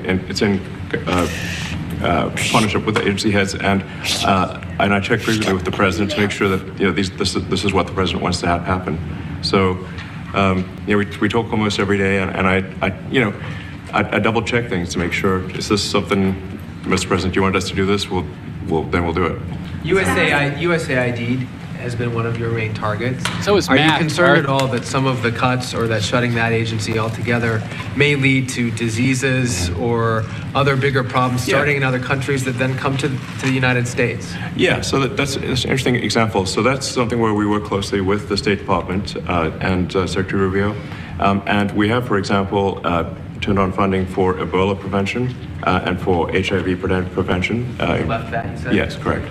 And we are moving fast, so we will make mistakes, but we'll also fix the mistakes very quickly. So Do you see it as a worthy cause, USAID? I think that there's some worthy things, but overall, if you say what was the bang for the buck, I would say it was not very good. And there was far too much of what USAID was doing was influencing elections in ways. Yeah, I've heard that between 13 or 12 and 7% of the USAID money actually went to like actual real causes. And the rest was just laundered and pocketed and sent to insane places allegedly. Is that I think were dubious and do not stand the light of day. I can just ask a follow-up to the Pentagon contracts. If you have received billions of dollars in contracts from the Pentagon, and the president's directing you to look into the Department of Defense, is that which we a definitely need conflict to of do interest? and are going to do at the president's request. Does that present a conflict of interest for you? No, because you'd have to look at the individual contract and say, first of all, I'm not the one, filing the contract. It's people at SpaceX or someone who will be putting for the contract. And I'd like to say, if you see any contract where where it was awarded to SpaceX and it wasn't by far the best value for money for the taxpayer, let me know, because every one of them was. The president said the other day that you might look at treasuries. Could you explain that a little bit? What kind of fraud, and that question goes to both of you, what kind of fraud are you expecting to see or do you see right now in U.S. treasuries? Yeah, I think you mean the Treasury Department as opposed to Treasury bills, or. You also referenced treasuries on Air Force One the other night. Go ahead. Well, as I mentioned earlier, really the first order of business is to make sure we're actually collecting. Sorry for this. I thought my son might enjoy this, but he's sticking his fingers in my ears and stuff. So it's a bit hard to hear sometimes. Hey, stop that. Wholesome. So, no, the stuff we're doing with the Treasury Department is so basic that you can't believe it doesn't exist already. So, for example, like I mentioned, just making sure that when a payment goes out, it has to have a payment categorization code. It's like, what type of payment is this? You can't just leave the field blank. Currently, many payments, the field is left blank. And you have to describe what's the payment for, some basic rationalization. That also is left blank. So this is why, the Pentagon, when's the last time the Pentagon passed an audit? I mean, a decade ago, maybe? Ever? Really? And we want to, just in order to actually pass audits, you have to have financial information that allows you to trace the payments. And once in a while, the Treasury has to pause payments if it thinks the payment is going to a fraudulent organization. If a company or an organization is on a do not pay list, we should not pay it. I'm sure you would agree. Like, if it's quite hard to get on that payment, the do not pay list, it means that this is someone that is like dead people, terrorists, known fraudsters, that kind of thing. We should not pay them. But currently we do, which is crazy. We should stop that. Many transactions. And by the way, hundreds, thousands of transactions like that. We have a big team. And for the sake of the country, I hope that the person that's in charge and the other people that report to me that are in charge are allowed to do the right thing, namely make sure everything's honest, legitimate, and competent. But we're looking at just, when you look at USAID, that's one. We're going to look at the military, we're going to look at education. They're much bigger areas. But the USAID is really corrupt, I'll tell you. You're going to need a bigger speculum for the Pentagon audit there, Donald Trump. It's corrupt. It's incompetent, and it's really corrupt. And I can't imagine a judge saying, well, it may be corrupt, but you don't have the right. You got elected to look over the country and to, as we say, make America great again, but you don't have the right to go and look and see whether or not things are right that they're paying or that things are honest that they're paying. And nobody can even believe this. Other people, law professors, they've been saying, how can you take that person's right away? You're supposed to be running the country, but we're not allowed to look at who they're paying it to and what they're paying. We have massive amounts of fraud that we caught. I think we probably caught way over a lot of billions of dollars already in, 2 weeks? Yes. And it's going to go to numbers that you're not going to believe. And much, as I said, much is incompetence and much is dishonesty. We have to catch it. And the only way we're going to catch it is to look for it. And if a judge is going to say you're not allowed to look for it, that's pretty sad for our country. Yeah, impeachment season. It's time to impeach hundreds of judges. I don't understand how it could even work. Program, can you personally guarantee that... Which one? The buyout program, the operative federal workers.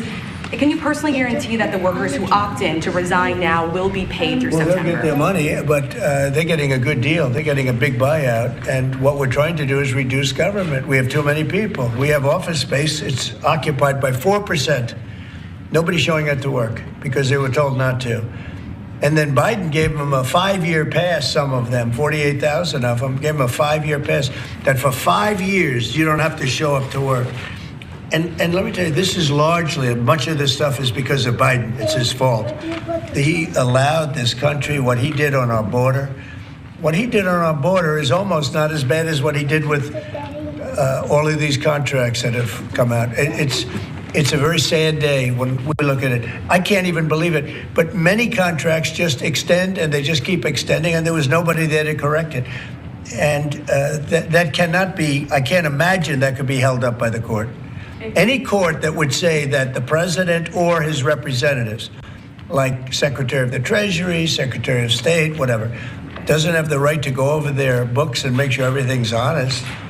I mean, how can you have a country? You can't have anything that way. You can't have a business that way. You can't have a country that way. Hey, thank you very much, everybody. Thank you. Thank you, press. Thank you, press. Head down. Back tonight. Rabble. We'll be at the White House tonight at about 10 o'clock. If you want to come over, you can say hello to them. Did you guys give anything in return? Not much. No, they were very nice. We were treated very nicely by Russia, actually. I hope that's the beginning Freed of a prisoner. Relationship where we can end that war and millions of people can stop being killed. They've lost millions of people. They lost, in terms of soldiers, probably 1.5 million whiskey. soldiers in a short period of time. We got to stop that war. And I'm interested primarily from the standpoint of death. We're losing all those soldiers. And they're not American soldiers, they're Ukrainian and Russian soldiers. But you're probably talking about 1.5 million. I think we got to bring that one to an end. Okay? Thank you. Thank you very much. Yeah, thank you means fuck off. Exactly, Whiskey. So Elon put this statement out. At this point, I'm 100% certain that the magnitude of fraud and federal entitlements, Social Security, Medicare, Medicaid, welfare, disability, etc., exceeds the combined sum of every private scam you've ever heard. By far. It's not even close. He's saying that this dwarfs Bernie Madoff, Sam Bankman-Fried, like all of these things combined, which is bananas. Bananas. It reminds me of how Herodotus said that the great Egyptian labyrinth was larger than all of the Greek temples and masterworks of architecture combined. Huge. Huge. So that's quite the statement there. Thought that was pretty badass. Let's jump over next to veteran biker who's talking about Fort Bragg and how it's back and Fort Liberty is out. Let's check out some of this. All right, folks, they tried to erase history, but guess what? Fort Bragg is back, whether the Pentagon likes it or not. The woke experiment of renaming our military bases, the woke experiment of changing names, giving bases pronouns like Liberty and Rainbow and Kerfluffle, it's over. That's finished. And Secretary of Defense Pete Hegseth, in a stunning move, has renamed Fort Liberty to Fort Bragg. No more safe spaces, no more nonsense. It's Bragg. It always has been, it always will be. It's the largest United States military base. It has the largest population of U.S. military, U.S. Army, Special Forces as well. And let's talk about how ridiculous this name change or name game has been. It's killing morale. It's removing incentives. It's hiding history. And you can't hide the American history from the American people. Buckle up, Patriots. This one's going to be good. While you're at it, put in the comments where you're at. Make sure you hit the like, subscribe, and thumbs up button. And join the channel as a member. I got something special to give away this Friday on the live stream, but you got to be a member to win, okay? You got to be a member to win. Let's check this out. Okay, this is coming off of the Department of Defense website. And Secretary of Defense Pete Hegseth renames Fort Liberty to Fort Roland L. Bragg. And this was Secretary of Defense Pete Hegseth flying to Germany. And we're going to get to that in a second. But he's flying aboard a C-17 from Joint Base Andrews to Stuttgart yesterday, just landed last night. And he signed a memorandum renaming Fort Liberty in North Carolina to Fort Roland L. Bragg, a private first class Roland L. Bragg World War II hero who earned the Silver Star and Purple Heart for his exceptional courage during the Battle of the Bulge. The change underscores the installation legacy of recognizing those who have demonstrated extraordinary service and sacrifice for the nation. So it's a name change. It's back to Bragg. It's a different Bragg than it was named for, but the name is back. And how many of you are glad to see things like this happening within our United States military? The Trump administration's implemented several measures to reverse what it perceives as woke agenda and the woke agenda under Joe Biden. They dismissed military academy boards. President Trump ordered the removal of members of the boards of visitors of all U.S. service academies, aiming to eliminate woke leftist ideologues and appoint individuals who align with the vision. Interesting. So it's no longer named after General Braxton Bragg, but Roland L. Bragg. Very interesting. Very interesting. Salt dumpster, I agree. We need our monuments back. We need our monuments back. So there you have that story with that. Very interesting. We now have also Gulf of America appearing on maps in response to an executive order signed by President Donald Trump. Major mapping services like Google Maps and Apple Maps in the U.S. have officially renamed the Gulf of Mexico to Gulf of America.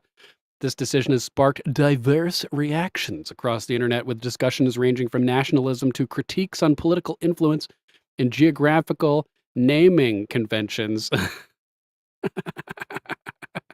And it gets even better. It gets better.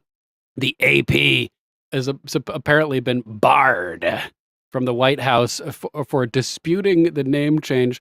February 11th, 2025, the Associated Press was barred from an event in the Oval Office by the White House. The reason cited was AP's refusal to comply with the President Donald Trump's executive order to rename the Gulf of America to the Gulf of Mexico to the Gulf of America in its editorial standards. This decision has sparked debate over press freedom and the independence of journalistic entities. Hilarious. Benny Johnson reporting Associated Press claims Trump administration excluded them from the Oval Office event for not adhering to Trump's directive to use Gulf of Mexico. Associated Press issued this statement on Tuesday from executive editor Julie Pace. Quote, as a global news organization, the Associated Press informs billions of people around the world every day with factual, nonpartisan journalism. Yeah, right. Today, we were informed by the White House that if AP did not align its editorial standards with President Trump's executive order renaming the Gulf of Mexico as the Gulf of America, AP would be barred, pirate style, from accessing an event in the Oval Office. This afternoon, AP's reporter was blocked from attending an executive order signing. Good. Fuck you, AP. You shouldn't even exist. It's alarming that the Trump administration would punish AP for its independent journalism.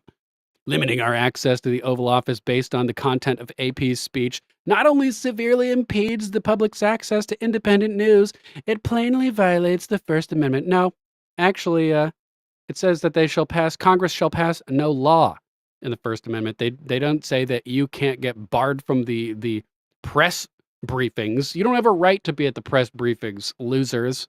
Just like I don't. So, bye-bye. Bye-bye, Associated Press. Hopefully they stay gone. Screw these losers. Screw them all. So hilarious. And losers like Republicans against Trump are whining and reeing about it. Fuck you. Fuck you. We also finally, California finished counting the 2024 election votes. This can't possibly be real, can it?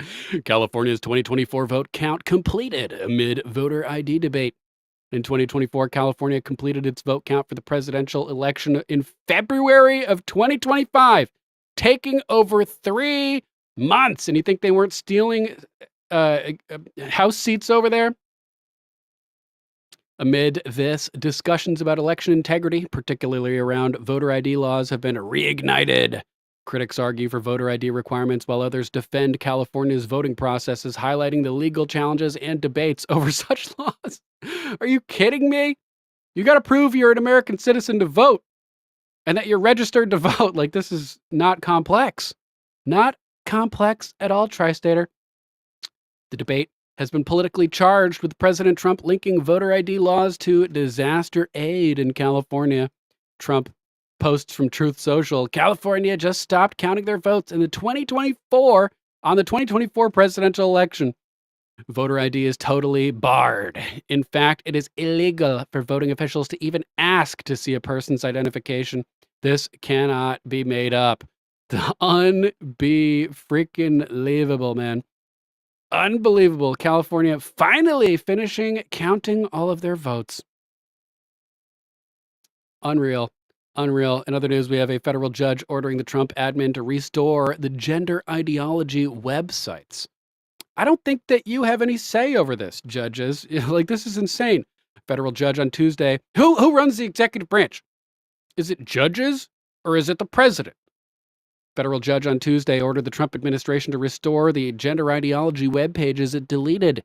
U.S. District Judge John Bates of the United States District Court for the District of Columbia, George W. Asho, appointee, George W. Bush's ASO appointee, ordered Trump to restore the pages by midnight tonight. Last month, President Trump scrubbed public health websites of all things related to, quote, gender ideology, a group dubbed Doctors for America, more like Doctors for Communism, sued the Office of Personal Management and numerous government agencies, claiming the removal could prevent doctors from helping patients.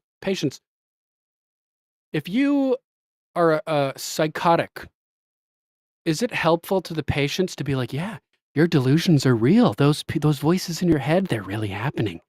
If you're a drug addict, does it help your patient to say, just keep using heroin, man? In fact, we encourage it. That's your identity. It's not helping your patients to affirm their gender dysphoria and their delusions. How is this even a debate? Judge Bates agreed with Doctors for Communism and ordered the extremist ideology to be restored. Quote, defendants shall, in consultation with plaintiff, identify any other resources that DFA members rely on to provide medical care, and that defendants removed or substantially modified on or after January 29, 2025. Without adequate notice or reasoned explanation. It's in the executive branch. They don't have to give notice or explanation. And defendants shall, by February 14th, 2025, because love is love, restore those resources to their versions as of January 30th, 2025. Judge John Bates wrote an order reviewed by the Gateway Pundit. These people are evil. Evil. Charlie Kirk posting, federal judge John Bates has ordered the Trump administration to restore HHS, CDC, and FDA websites providing information on sex change operations and gender ideology.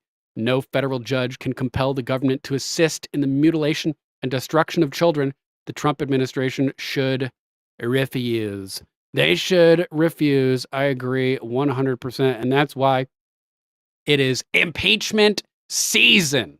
Impeachment season. Time to impeach the fuck out of these corrupt judges. Breaking. Rep. Eli Crane drafts articles of impeachment against Obama appointee Judge Paul Engelmeyer, who's trying to block Doge from accessing the Treasury. Representative Eli Crane, Republican from Arizona, has announced he is drafting articles of impeachment against U.S. District Judge Paul Engelmeyer. And it shouldn't end there. We need hundreds of articles of impeachment for various judges, hundreds of judges to be impeached. We need to do this now. Taking to social media platform X, Rep. Crane expressed his dismay, accusing Judge Engelmeyer of partisan behavior and judicial overreach that threatens the foundational principles of American democracy. Here's his statement in a thread. Rep. Eli Crane saying, I'm drafting articles of impeachment for U.S. District Judge Paul Engelmeyer. Partisan judges abusing their positions is a threat to democracy. The left has done, quote, irreparable harm, unquote, to this country. President Trump and his team at Doge are trying to fix it. This is obviously judicial overreach. Judge Engelmeyer is attempting to stop White House employees from accessing the very systems they oversee. Where in the Constitution does it say a president and his team cannot root out obvious waste, fraud, and abuse? Oh, man. Impeachment season. Impeachment season. On Sunday, Elon Musk called for the impeachment of Engelmeyer after his controversial decision to block the newly established Doge from accessing a crucial Treasury payment system. Obama appointed Judge Paul A. Engelmeyer issued an ex parte temporary restraining order that restricted access to Treasury systems exclusively to, quote, civil servants, explicitly excluding, quote, all political appointees from accessing these systems. Insane, illegal, in my opinion. Here's the trending topic about it. Engelmeyer's Doge ruling leads to impeachment draft by Crane. U.S. District Judge Paul Engelmeyer is at the center of controversy after issuing an order that restricts access to Treasury Department payment systems by the Department of Government Efficiency. And if we just impeach one of these judges, it may be a figurative shot across the bow, so to speak, to other corrupt scumbag judges. Fall in line or you will be fired. Arizona Congressman Eli Crane has responded by drafting articles of impeachment against Engelmeyer, highlighting concerns over judicial interference with executive initiatives. Today is a good day for Speaker Johnson to impeach Obama Judge Paul A. Engelmeyer. If you agree, let him know. Let them know, everybody. Let them know. We cannot allow this judicial overreach preventing the executive branch from actually just functioning. It's insane. So we have an update on the Treasury scenario as well, as a Biden judge revisits the restrictions on access to Treasury payment system, keeps the ban on Doge in place, but exempts the Treasury leadership. How can a judge say that the leadership of the Treasury in the first place can't look at the Treasury shit? This is insane. This is insane. So this supposedly will allow Besant to at least get in there. Will Besant be able to use his authority to authorize Doge to go in? Like, this is ridiculous. Federal judge Tuesday revised the restrictions on access to the Treasury's payment system. As previously reported, the ex parte TRO was issued forbidding Trump appointees, including Treasury Secretary Scott Bessent, from accessing Department of Treasury data. Insane. Insane. In response to a lawsuit filed by 19 Democrat state attorneys general. Too bad you're the fucking states. You don't control the Treasury. That's what I'm saying, Darth Jason. Until somebody enforces it, does it matter? I say just defy, refuse, full steam ahead, continue, take it to the Supreme Court. Although, unfortunately, Trump has said, I always abide by the courts. I abide by the courts. Don't do that. Don't do that. These people are corrupt scumbags. Take it to the Supreme Court and win and set the precedent. So, U.S. District Judge Jeanette Vargas, a Biden appointee, responded to the Trump admin's emergency motion to dissolve, clarify, or modify Engelmeyer's ex parte TRO. They argued in the papers that the TRO contravenes Article 2 of the Constitution to the extent it applies to political appointees, and particularly the Secretary of the Treasury and other Treasury leadership. Yeah, totally violates the separation of powers. Judge Vargas kept most of the restrictions in place, but she allowed Secretary Bessent and other Treasury leadership to access the payment system, as if a judge is allowed to restrict the Treasury Secretary from accessing Treasury data. This is nuts. So she said, quote, there is nothing in the record to indicate that prior to January 20th, 2025, any statute, regulation, or agency policy prohibited the Secretary of the Treasury or any other Senate-confirmed officer within the Treasury Department's senior leadership from accessing any Treasury Department payment record, payment systems, or any other data systems maintained by the Treasury Department containing personally identifiable information and or confidential financial information of payees. Judge Vargas wrote in an 8-page order reviewed by Gateway Pundit. She, however, kept intact the ban on Doge workers from accessing the Treasury Department's payment system and data. They are trying to cover up their criminal bullshit. Arrest her and make her build dams. Cheddar Steve. Let's go. You could be the dam builder.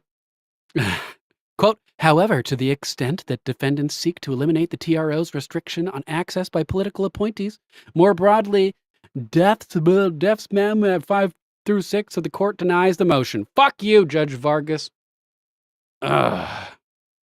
Insane. Let's check out, we got another one over here. Breaking video. Oh, we saw that already. Trump saying they're buying time for corrupt bureaucrats to cover up their crimes. That was from that press briefing we just saw with Elon Musk in the White House. But let's check in with Joe Rogan talking about Elon Musk. Let's see this clip. Elon with the target hitting the nail on the head. Organization. That's fucking amazing. And then this other thing about Elon. Elon's going to steal everybody's money. He has $400 billion. I'm telling you, he's not going to steal your money. I'm telling you, that's not what he's doing. What he's doing is he's a super genius that's been fucked with. Okay? And when you've been fucked with by these nitwits that hide behind 3-letter agencies, and you're dealing with one of the smartest people alive, and he helps Donald Trump get in office, and he goes, I want to find out what kind of corruption is really around. Well, you fucked up. You fucked up and picked the wrong psychopath on the spectrum, because he's gonna hunt you down. He's gonna find out what's going on, and that's good. That's good for everybody. That's how you should be looking at this. Like, wow, we have a brilliant mind that is examining these really fucking corrupt and goofy systems, and bringing in a bunch of psychopath wizards. Organization. That's Fucking psychopath wizards. Oh, it's hilarious. I don't think he's a psychopath. He's socially awkward, but he said, being careful and caring, right? He's all about caring. Psychopaths don't care. They don't have empathy. TriStater just posted this from Doge in the chat. Federal employee retirements are processed using paper by hand in an old limestone mine in Pennsylvania, like he was referencing in that press briefing. 700 plus mine workers operate 230 feet underground to process around 10,000 applications per month, which are stored in manila envelopes and cardboard boxes. The retirement process takes multiple months. Iron Mountain limestone, like, you gotta be kidding me. This is so ridiculous. This is so antiquated, so inefficient, such garbage. And that's what Doge is for. Government efficiency. That's right, Wendy's psychopath wizards. Hilarious. Hilarious. How about this one? Mark Fogel freed. Diplomatic deal with Russia. Mark Fogel, an American school teacher who has been detained in Russia for nearly 4 years on drug charges, has been released and is returning to the United States. The release was facilitated by negotiations involving Steve Witkoff, a special envoy sent by President Donald J. Trump. Fogel's release marks a significant diplomatic engagement between the U.S. and Russia, highlighting issues of wrongful detention and international relations. So this is awesome. Secretary Marco Rubio posting Mark Fogel is free. Mark was detained in Russia, and now after more than 3 years, he's on his way back home to reunite with his family. POTUS is working to ensure the release of all detained Americans in Russia and around the world. And he got 6 people from one of those South American countries or something recently, too, that were totally forgotten about. I can't remember all the details. Here he is. Libs of TikTok posting American Mark Fogel is pictured on board a jet on his way back to the U.S. after being imprisoned in Russia for nearly 4 years. Trump got him freed. Kiss that drink, brother. Oh, man. He looks happy to be out. Good stuff. He's got his American passport, eating some delicious berries or something, it looks like, over there, having a nice drink. Enjoy the taste of freedom. Enjoy the taste of freedom. So good stuff. Trump getting results. Left to rot in Russia, in a Russian prison, freed at last. Here's Ann Fogel, sister of Mark Fogel, telling the story of President Trump promising their mother that he would bring Mark home. Let's check it out. Promises made, promises kept. My mother went Not to Jared the Trump Fogel. rally and saw President Trump shortly before he was shot. In Butler, So right? it was, In Butler, where crazy, she's from. It was Yeah. just a crazy turn of events. And he told her then that if he was elected, he was going to get him out. And the man was true to his word.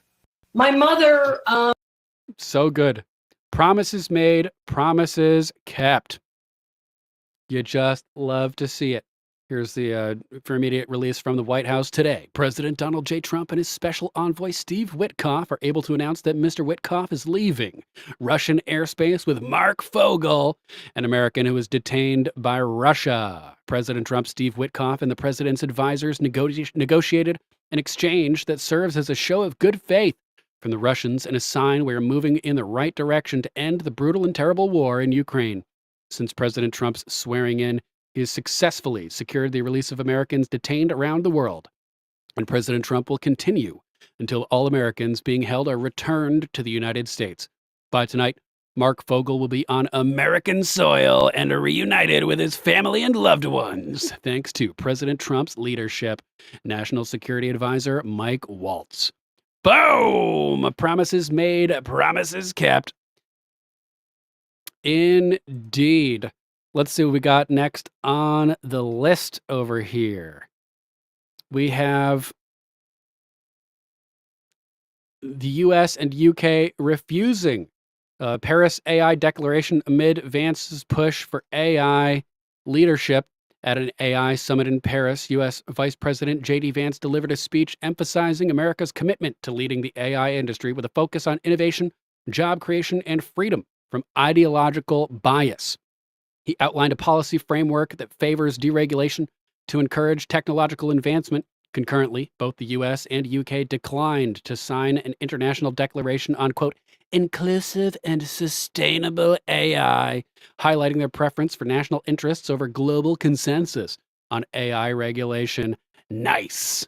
Sounds good. Woke AI? No, thank you. No, thank you. JD Vance posting, greetings from France, where it's late or maybe very early. And I just had a productive day of meetings with European officials, specifically pushing President Trump's agenda when it comes to technology and artificial intelligence. As always, honored to serve the American people. Charlie Kirk saying, must watch in Paris. JD Vance just delivered one of the most morally clear, pro-American, and courageous speeches you will see all about America's global leadership on AI. 15 minutes of pure fire. Let's check it out. I have a feeling this is going to be important. The kind introduction, and I want to start by thanking President Macron for hosting the event and, of course, for the lovely dinner last night. During the dinner, President Macron looked at me and asked if I would like to speak, and I Rings said, true, Cheddar. Mr. President, I'm here for the. I've seen that chick topless. And all I'm saying is that the use of the word chick in that last sentence was highly suspect. Good company and free wine, but I have to earn my keep today. And I, of course, want to thank Prime Minister Modi for being here, for co-hosting the summit, for all of the boat saying, dude, I'm loving Vance more and more. Me too. Me you too. for participating. And I'm not here this morning to talk about AI safety, which was the title of the conference a couple of years ago. I'm here to talk about AI opportunity. When conferences like this convene to discuss a cutting-edge technology, oftentimes I think our response is to be too self-conscious, too risk-averse. But never have I encountered a breakthrough in tech that so clearly calls us to do precisely the opposite. Now, our administration, the Trump administration, believes that AI will have countless revolutionary applications in economic innovation, job creation, national security, healthcare, free expression, and beyond. And to restrict its development now will not only unfairly benefit incumbents in the space, it would mean paralyzing one of the most promising technologies we have seen in generations. Now, with that in mind, I'd like to make... And it's equally as promising as it is dangerous, just like anything else. So we got to make sure, since AI is inevitable, like Thanos, we need to make sure that this is not programmed with woke bullshit. We need to make sure it's the best possible, unbiased, pro-human AI that we can possibly have. Otherwise, we're going to be in a lot of trouble, guys. A lot of trouble. 4 main points today. Number 1, this administration will ensure that American AI technology continues to be... Sorry, Cheddar, that's what I'm saying. And that's what Dan Bongino was saying, which I thought was a really astute take on AI. If it's programmed correctly, and honestly, it will help reveal the illegal bullshit and criminality of the Democrats. This administration will ensure that American AI technology continues to be the gold standard worldwide. Yeah, that's right, Darth. I saw you talking about that the other day on in the chat. Sorry if I kicked a can of worms by responding to that other individual. But yeah, Darth Jason said he personally introduced and pushed through Ohio Senate legislation to absolve the railroad company after the East Palestine disaster over there and deny people emergency assistance. Further saying he's not a fan. And Darth Jason lived in Columbus, Ohio at the time, was chronicling it as it was going on. He was not really on my radar at that point in time, so I missed all that. Super sketchy if it's true, which I'm assuming it is, since we love Darth Jason and he was there. A little bit sketchy for sure. Hopefully he can make up for that. That's all I got to say on that. Not cool. And we are the partner of choice for others, foreign countries, and certainly businesses as they expand their own use of AI. Number 2, we believe that excessive regulation of the AI sector could kill a transformative industry just as it's taking off. And we'll make every effort to encourage pro-growth AI policies. And I like to see that deregulatory flavor making its way into a lot of the conversations this conference. Number 3, We feel very strongly that AI must remain free from ideological bias and that American AI will not be co-opted into a tool for authoritarian censorship. And finally, number 4, the Trump administration will maintain a pro-worker growth path for AI, so it can be a potent tool for job creation in the United States. And I appreciate Prime Minister Modi's point. AI, I really believe, will facilitate and make people more productive. It is not going to replace human beings. It will never replace human beings. And I think too many of the leaders in the AI industry, when they talk about this fear of replacing workers, I think they really miss the point. AI, we believe, is going to make us more productive, more prosperous, and more free. The United States of America is the leader in AI, and our administration plans to keep it that way. The U.S. possesses all components across the full AI stack, including advanced semiconductor design, frontier algorithms, and of course, transformational applications. Now, the computing power this stack requires is integral to advancing AI technology. And to safeguard America's advantage, the Trump administration will ensure that the most powerful AI systems are built in the U.S. with American-designed and manufactured chips. Now, just because we're the leader doesn't mean we want to or need to go it alone, of course. And let me be emphatic about this point. America wants to partner with all of you. And we want to embark on the AI revolution before us with the spirit of openness and collaboration. But to create that kind of trust, we need international regulatory regimes that fosters the creation of AI technology rather than strangles it. And we need our European friends in particular to look to this new frontier with optimism rather than trepidation. Now, the development of cutting-edge AI in the U.S. is no accident. By preserving an open regulatory environment, we've encouraged American innovators to experiment and to make unparalleled R&D investments. Of the $700 billion, give or take, that's estimated Good job, Dozer. to be spent on AI in 2028, over half of it will likely be invested in the United States of America. Now, this administration will not be the one to snuff out the startups and the grad students producing some of the most groundbreaking applications of artificial intelligence. Instead, our laws will keep big tech, little tech, and all other developers on a level playing field. Now, with the President's recent executive order on AI, we're developing an AI action plan that avoids an overly precautionary regulatory regime while ensuring that all Americans benefit from the technology and its transformative potential. Now, we invite your countries to work with us and to follow that model if it makes sense for your nations. However, the Trump administration is troubled by reports that some foreign governments are considering tightening the screws on U.S. tech companies with international footprints. Now, America cannot and will not accept that, and we think it's a terrible mistake, not just for the United States of America, but for your own countries. Now, U.S. innovators of all sizes already know what it's like to deal with onerous international rules. Many of our most productive tech companies are forced to deal with the EU's Digital Services Act and the massive regulations it created about taking down content and policing so-called misinformation. And of course, we want to ensure the internet is a safe place, but it is one thing to prevent a predator from preying on a child on the internet, and it is something quite different to prevent a grown man or woman from accessing an opinion that the government thinks is misinformation. Meanwhile, for smaller firms, navigating the GDPR means paying endless legal compliance costs or otherwise risking massive fines. Now, for some, the easiest way to avoid the dilemma has been to simply block EU users in the first place. Is this really the future that we want? Ladies and gentlemen, I think the answer for all of us should be no. Now, there's no issue where we worry about more than regulation when it comes to energy.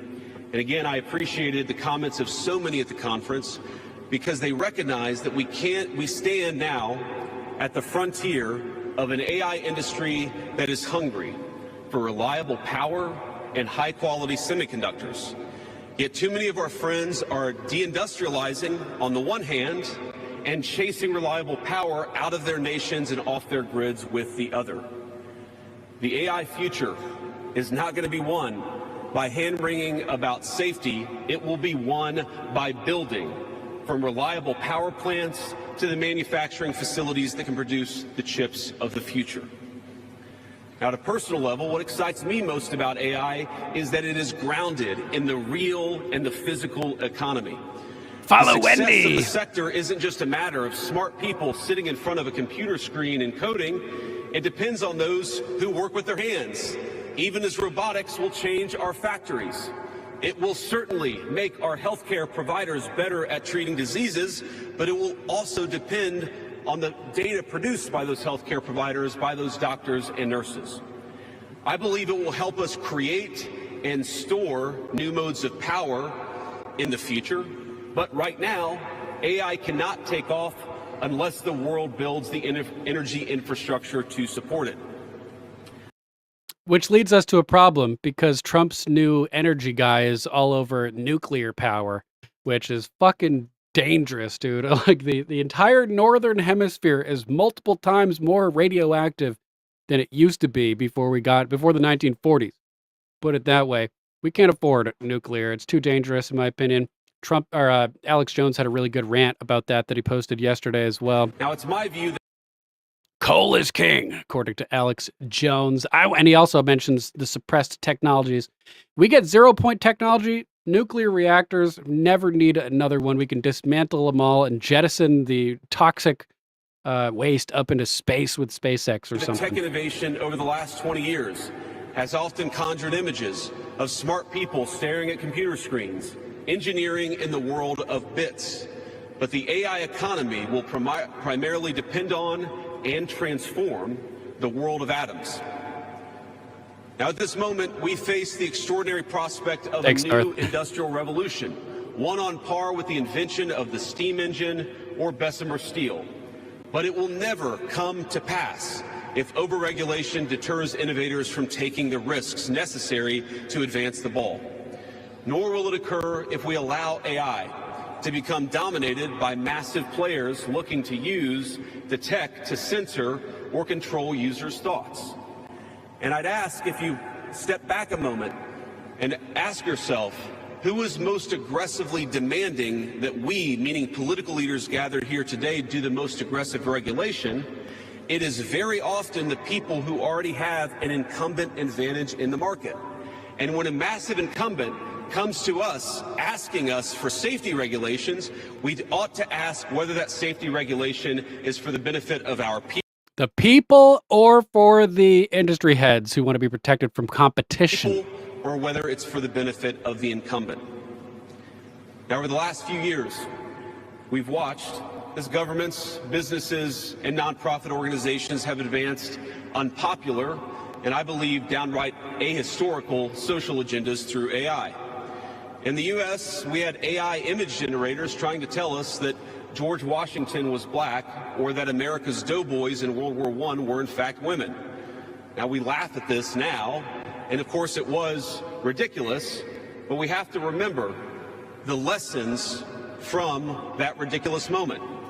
And what we take from it is that the Trump administration will ensure that AI systems developed in America are free from ideological bias and never restrict our citizens' right to free speech. We can trust our people to think, to consume information, to develop their own ideas, and to debate with one another in the open marketplace of ideas. So AI, super dangerous, super scary, but it's going to happen. So we need to make sure that it's good. We need to be all over this. We don't have another option. Otherwise, the AI will be Terminator, Skynet type AI. We can't allow that. Now, we've also watched as hostile foreign adversaries have weaponized AI software to rewrite history, surveil users, and censor speech. This is hardly new, of course. As they do with other tech, some authoritarian regimes have stolen and used AI to strengthen their military, intelligence, and surveillance capabilities, capture foreign data, and create propaganda to undermine other nations' national security. I want to be clear. This administration will block such efforts, full stop. We will safeguard American AI and chip technologies from theft and misuse. work with our allies and partners to strengthen and extend these protections, and close pathways to adversaries attaining AI capabilities that threaten all of our people. And I would also remind our international friends here today that partnering with such regimes, it never pays off in the long term. From CCTV to 5G equipment, we're all familiar with cheap tech in the marketplace that's been heavily subsidized and exported by authoritarian regimes. But as I know, and I think some of us in this room have learned from experience, partnering with them means chaining your nation to an authoritarian master that seeks to infiltrate, dig in, and seize your information infrastructure. Should a deal seem too good to be true, just remember the old adage that we learned in Silicon Valley: if you aren't paying for the product, you are the product. Finally, this administration wants to be very clear about one last point. We will always center American workers in our AI policy. We refuse to view AI as a purely disruptive technology that will inevitably automate away our labor force. We believe, and we will fight for policies that ensure that AI is going to make our workers more productive, and we expect that they will reap the rewards with higher wages, better benefits, and safer and more prosperous communities. From law to medicine, manufacturing, the most immediate applications of AI almost all involve supplementing, not replacing, the work being done by Americans. Now, combined with this administration's worker-first approach to immigration, we believe that a U.S. labor force prepared to use AI to its fullest extent will instead attract the attention of businesses that have offshored some of these roles. To accomplish this, the administration will make sure that America has the best trained workforce in the world. Our schools will teach students how to manage, how to supervise, and how to interact with AI-enabled tools as they become more and more a part of our everyday lives. And as AI creates new jobs and industries, our government, businesses, and labor organizations have an obligation to work together to empower the workers, not just of the United States, but all over the country, all over the world. To that end, for all major AI policy decisions coming from the federal government, the Trump administration will guarantee American workers a seat at the table, and we're very proud of that. Now, I've taken up enough of your time, so I'd like to close with just a quick story. This is a beautiful country, President Macron, and I know that you're proud of it and should be. And yesterday, as I was touring Les Invalides with General Gravette with my 3 kids, he was kind enough to show me the sword that belonged to America's dearest international friend from our own revolution, of course, the Marquis de Lafayette. He let me hold the sword, but of course he made me put on the white gloves beforehand. And it got me thinking of this country, France, and of course of my own country, and of the beautiful civilization that we have built together with weapons like that saber. Weapons that are dangerous in the wrong hands, but are incredible tools for liberty and prosperity in the right hands. Yes. I couldn't help but think of the conference today. If we choose the wrong approach on other things that could be conceived of as dangerous, things like AI, and choose to hold ourselves back, it will alter not only our GDP or the stock market, but the very future of the project that Lafayette and the American founders set off to create. Now, this doesn't mean, of course, that all concerns about safety go out the window, but focus matters. And we must focus now on the opportunity to catch lightning in a bottle, unleash our most brilliant innovators, and use AI to improve the well-being of our nations and their peoples. With great confidence, I can say it is an opportunity that the Trump administration will not squander.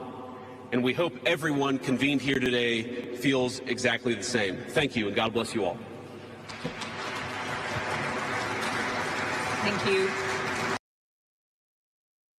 So, scary stuff. Scary stuff, guys. AI. Damn. How about this one? Video. Border czar Tom Homan slams open borders Pope. Indicates potential raids of leftist organizations and ICE protests. Uh-oh. Quote, watch and see what happens. Jordan Conradson writing at Gateway Pundit. Reporter czar Tom Homan spoke to reporters outside the White House Tuesday morning with updates on immigration enforcement operations. Homan and President Trump face a Herculean task of deporting the millions of illegal aliens, many of whom are violent criminals and rapists that were let in under Joe Biden and the Demon Rats. So here's the video. Are there any plans to go into these leftist groups like No Mas Muertes and these protests across the nation where those likely illegal aliens are flying foreign flags? So it sounds like Jordan Conradson. He's asking if there's any plans to go in to these protests and these places occupied by the left. Watch and see what happens. Watch and see what happens. He gives a sly grin over there. A sly grin. The full press gaggle is below. But let's hop over to Alex Jones, who said, "This is huge news. Breaking bombshell. Those involved in the administrative coup against President Trump and the American people will be prosecuted," says Trump administration officials. Tom Homan, the border czar, has said there is an ongoing attempted coup against America. That's what's going on. You got the bureaucrats inside the system, rogue federal agents that are leaking when they're doing raids on very dangerous drug dealer, human trafficking rings, including the Venezuelan gangs and the El Salvadoran MS-13. And he has openly come out and said that they're getting ready to have raids on leftist organizations. They've already had some, actually, but more are coming. Where are these leaks coming from? Well, look, we think it's coming from inside. And we know the first leak of Aurora is under current investigation. We think we identified that person under investigation right now. The California leak, Secretary Noem, she's correct. Some of the information we're receiving tends to... That it's the FBI leak? Lead toward the FBI. But I talked to the Deputy Attorney General all this weekend. They've opened up a criminal investigation, and they have promised that not only this person lose their job and lose their pension, they're going to go to jail. They're going to criminally prosecute. Mr. Homan, what's your message for the sanctuary cities you just said we're putting up roadblocks? Do you have a message for them for Chicago, for example? Well, Attorney General Pam Bondi is going to investigate them. We're going to hold them accountable. Going to jail, scumbags. You got all the Democratic governors and mayors and some Republicans like Pritzker in Illinois, who's not really a Republican, saying we're going to fight for these migrants. They're here legally, which they're not, and no one's going to allow to touch them, and we're going to block you, and we're going to fight the feds. And Governor Murphy last week saying, I've got an illegal alien living in my house. You try to come and get her, Tom Homan. They said, okay, we'll indict you for human trafficking. And that's incoming. Let's go. And the difference is when they get indicted, the public's going to cheer it. It's going to be wildly popular because the lawfare against Trump, everybody looked at was a lie. This is not lawfare. This is justice. Yes. So they can try to slow this down, but that only makes it worse in the end because everybody gets to see how desperate they are that you don't find out about all the corruption and all the stolen money. So here is Tom Homan on Fox, and it's confirmed. It's not just the FBI, by the way. Agents in there, the Peter Strzok type that we've seen in the past, that are in there trying to block deportations of violent gang members out of Venezuela, you name it. And when the feds get there, the people have been tipped off and left at apartment complex after apartment complex that they've taken over, and the few people left the apartment complex, that stayed under gang occupation, it's in the news, broke last week, it keeps happening, say, yeah, everybody ran out of here like 2 hours ago. So Homan's not giving the orders on which one to hit until a few hours before, and then that puts out a bulletin to other federal law enforcement in the area so they know, hey, there's about to be action here. If you hear about armed men and an event, if people call 911, they already have a heads up of what's going on. They also inform local law enforcement in most cases. So they know who's doing it. And Tom Homan came out and said, we're going to find out who you are. We're going to fire you, take your pension, and put you in prison. Here he is. Tom, where are these leaks coming from? Well, look, we think it's coming from inside. And we know the first leak of Aurora is under current investigation. We think we identified that person.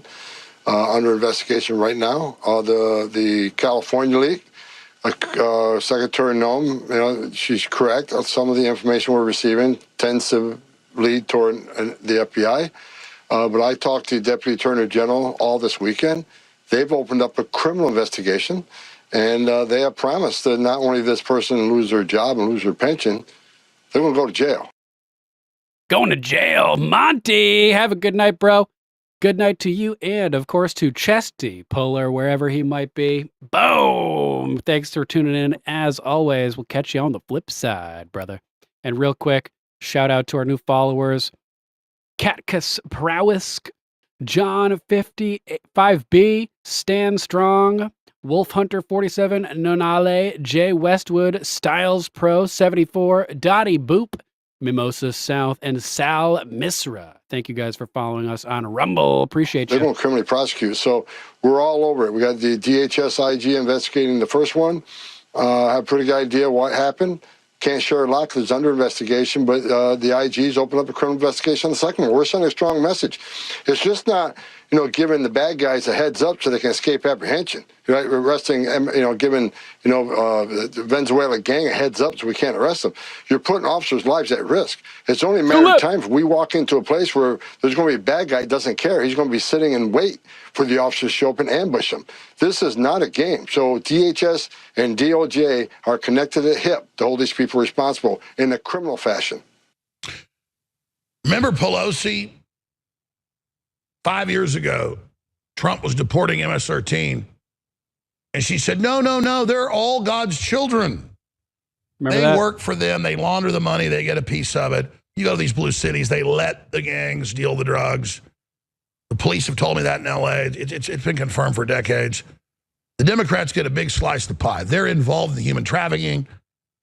They sign the illegals up for welfare. They get a piece of that. They sign them up for labor, including little kids. They get a piece of that. The kids sleep on the floor at the factories.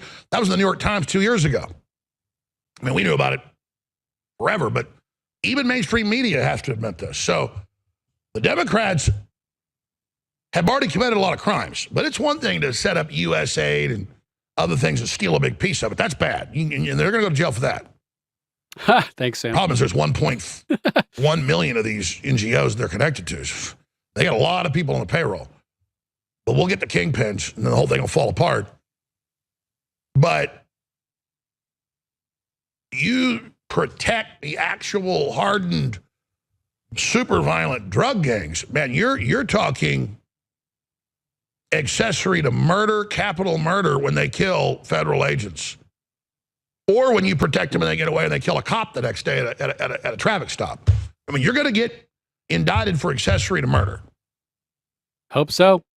Hope so. Check out the rest of the clip. Link will be in the description after the show. Let's move on to the next topic with Chucky Schumer. Chucky Lizard Person Schumer getting obliterated by Elon Musk and conservatives after he launches a tip line to report government, quote, abuses of power and threats to public safety. Total clown show. Chuck Schumer's shameless attempt to dunk on the Trump administration completely blew up in his face when Elon Musk and conservative X-users got wind of his latest shenanigans. Hold on. I gotta grab Loki.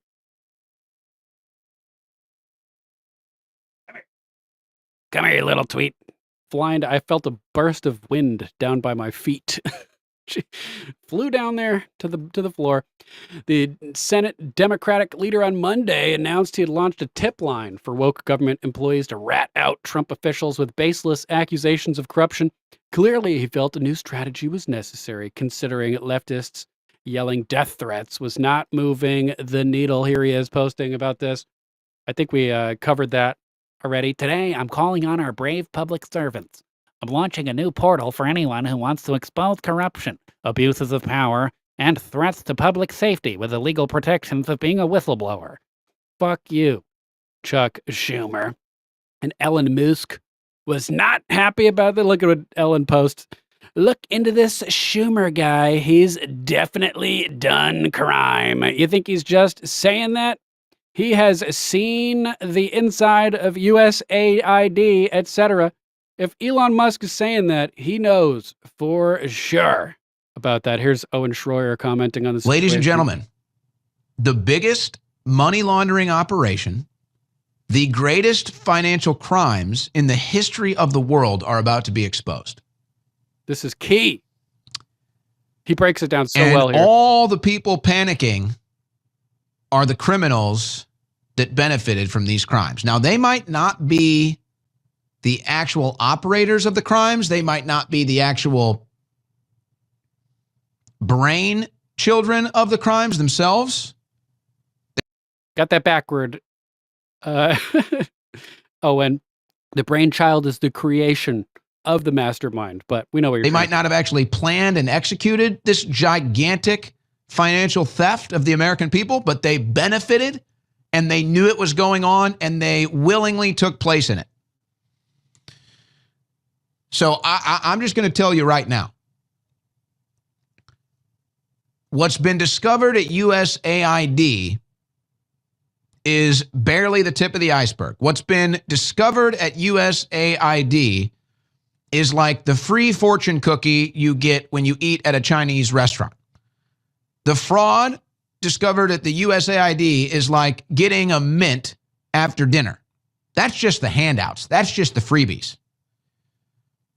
When the Department of Government Efficiency, Scott Bessent and Elon Musk, open up the books at the U.S. Treasury that the Democrats are totally panicked. They're trying to block entry into the buildings. They're trying to stop Bessent and Musk from getting into the books. Folks, when this is discovered, hundreds of billions of dollars and maybe even trillions of dollars of theft and financial fraud and abuse is going to be exposed. It is the biggest financial crime in the history of the world.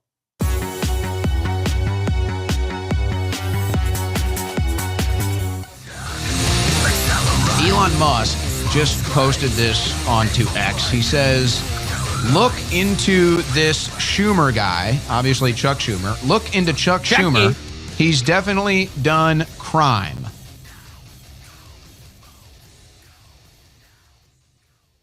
It's pretty obvious when you are following the trend of events from Trump's inauguration.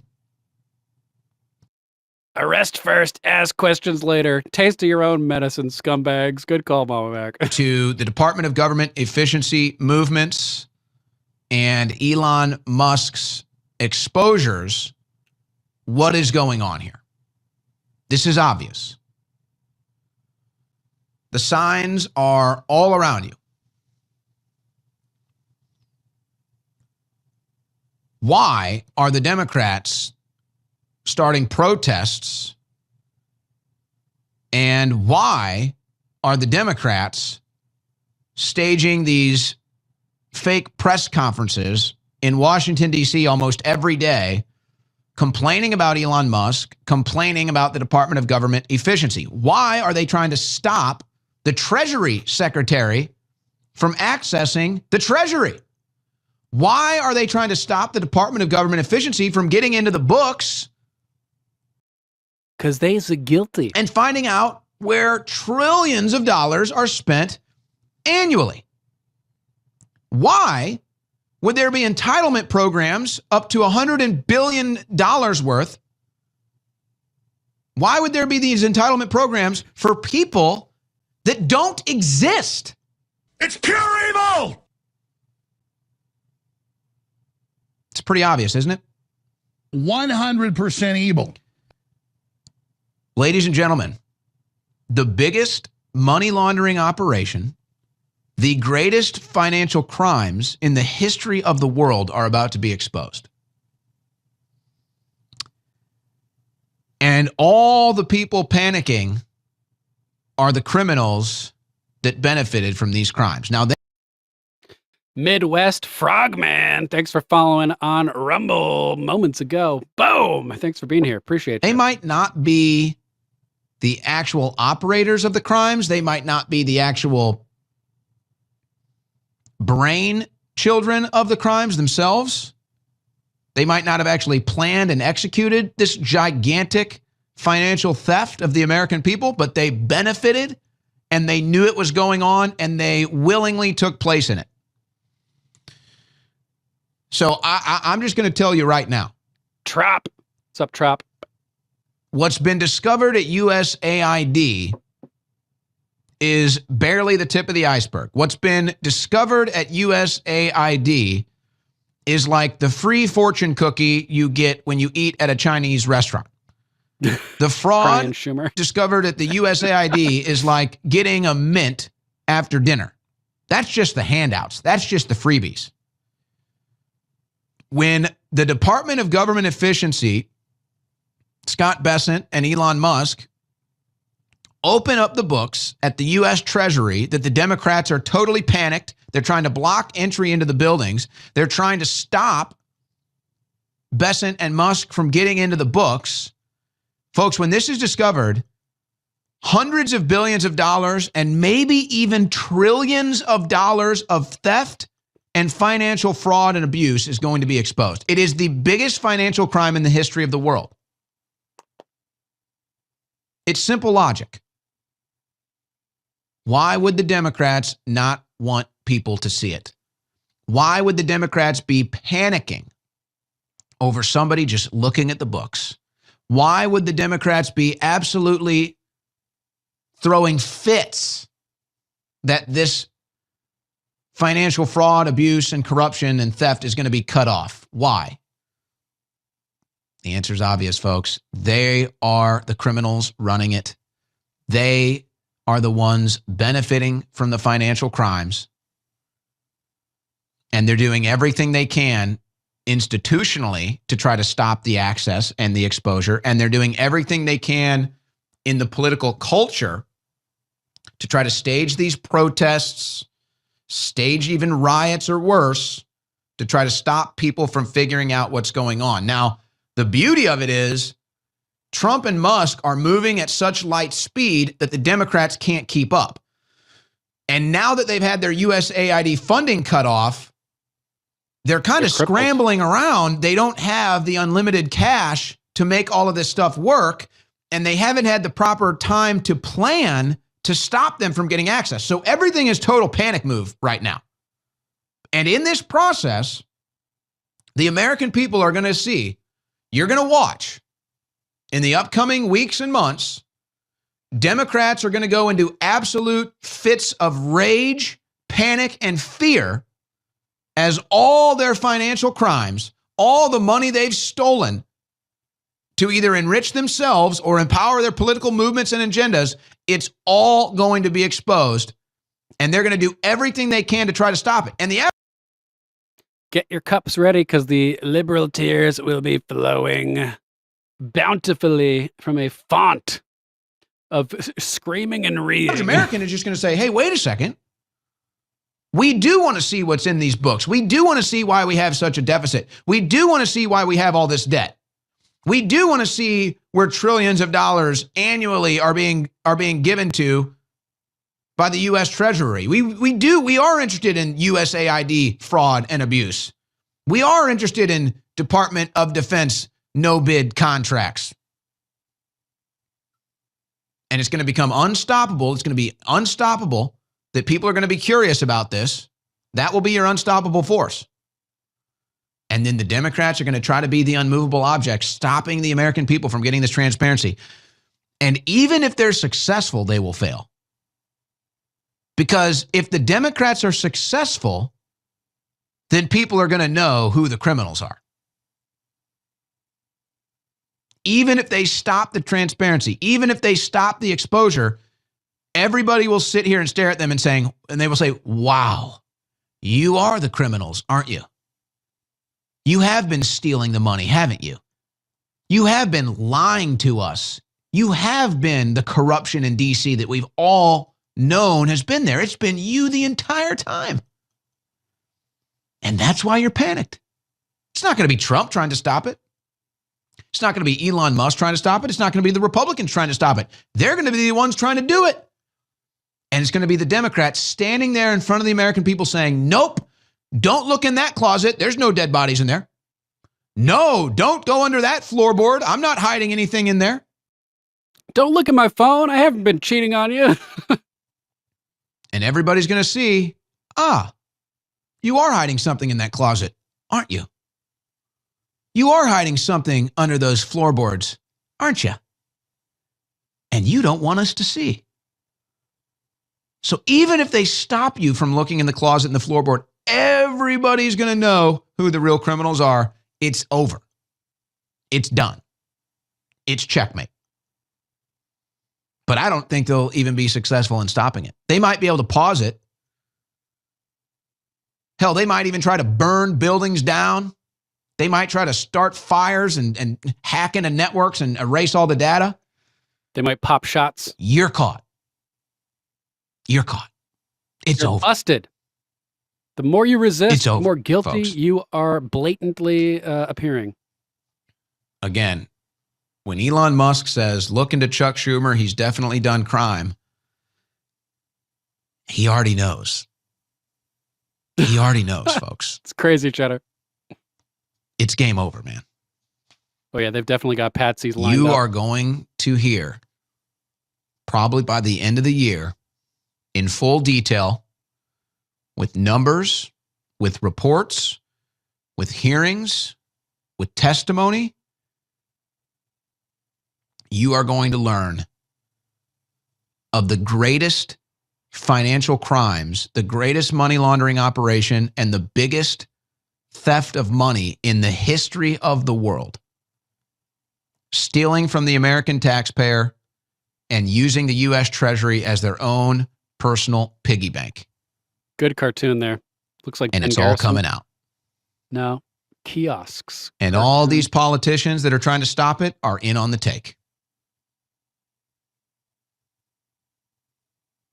And if that isn't obvious enough by now, well then, will be. It's going to get more obvious for you. Bigly. Long overdue. But that's what happens. Eventually, you just get caught. And now they've been caught. Right. And they're panicked because they thought they'd never get caught. They thought that they owned everything and that good people wouldn't step up and stop them. But now they're caught. And the good people are telling them it's over. Just lay down. And we're coming. You got caught. Now, the chickens have come home to roost. The scenario is like, it's like some kind of criminal being chased by police and dogs. And the U.S. aid being exposed is like a shot from the distance, hitting them in the knee as they're running away. The blood trail, we now have the blood trail leading to their position. We're catching up to them and then exposing the Federal Reserve, the Pentagon, all this other stuff will just be the big moment where they're caught. We're catching up right now. They're going to be busted so bad. Owen Schroyer here, host of the InfoWars War Room, the fastest 3 hours on the internet. Fast-paced, breaking news coverage right here in the InfoWars World Headquarters in Austin, Texas. 4 p.m. Eastern Time, weekdays. Owen Schroyer, the man. And Roger Stone used to co-host that. And then Steve Bannon stole the title and created his War Room. How about this? UFO Fund? New ETF filed with SEC aims to invest in, quote, reverse-engineered alien technology. What? Paul Sarin wrote this. Will alien technology be a manufacturing differential in the near future? Should you be investing in it? While many people are skeptical about the very existence of alien life, let alone the viability of utilizing alien tech, the folks at Tuttle Capital are making a big bet on it being a game changer in the economy and in the markets. Tuttle has filed with the SEC to invest in, quote, reverse-engineered alien technology with the, quote, Tuttle Capital UFO Disclosure AI-powered exchange-traded fund, which is one of 8 new products the manager has registered. Regulatory filings show. Financial Times reported, quote, with the ticker UFOD, the actively managed UFO disclosure AI-powered ETF will invest at least 80% of its net assets in a basket of companies that Tuttle Capital, quote, believes have the potential exposure to advanced or reverse-engineered alien technology, like Lockheed, Raytheon, Northrop Grumman, all those big contractors, probably.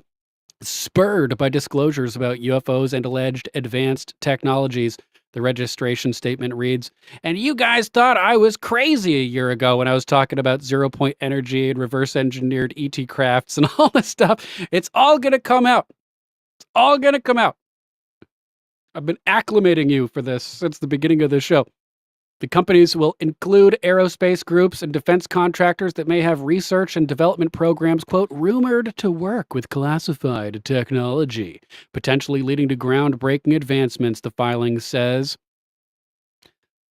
CEO of the company, Matthew Tuttle, has had an interest in UFOs for years. He believes investing in UFO tech may be the smart move. Quote, I'm a trader, Trader. I look at UFOs and I say that they're using a power source that is light years beyond anything that we have. Pun intended. Boom. Nice one.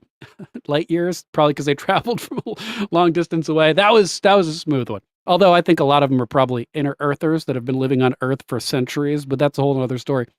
If our government has this technology and it's released, that will be a game changer, he said. I think it's inevitable. Inevitable. It will at some point be released. The ETFs will be traded on the CBOE BZX exchange, but they do not yet have set launch dates. Quote, the ETF will short companies that are threatened or could be made obsolete because of any alien-level technology that is discovered. Its registration states, like nuclear companies, oil companies, etc. But Tuttle alerts that if information from government disclosures on UFOs are not forthcoming, the product might not go to market. Quote, government confirmation or denial of advanced alien tech is uncertain, and rumored breakthroughs might never materialize. This entire theme is highly speculative and subject to rumor cycles, reads a paragraph in the registration statement on the speculative nature of the proposed ETF. So very interesting, very interesting. You might be able to invest in reverse engineered UFO technology in the near future. Let's check out what Tri-Stater just posted in the chat. Settle down, Pocahontas. What's she up to over here? For every American who doesn't want some weird Elon Musk searching through your personal private data, your fight, my fight, and we will win this fight.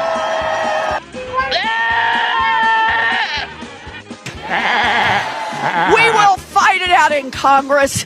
We will fight it out in the courts. We will fight it out. And I promise you.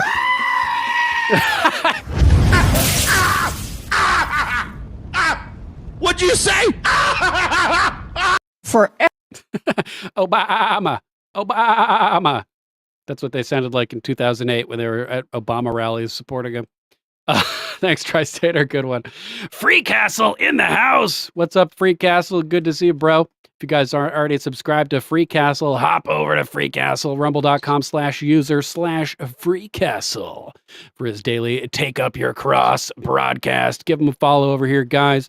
Based patriot, just like us. Thanks so much for joining us, Free Castle. In other news, Kid Rock and Bobert sitting in a tree. F-U-C-K, I am jealous. Bobert and Kid Rock share late night ride after the Trump celebration.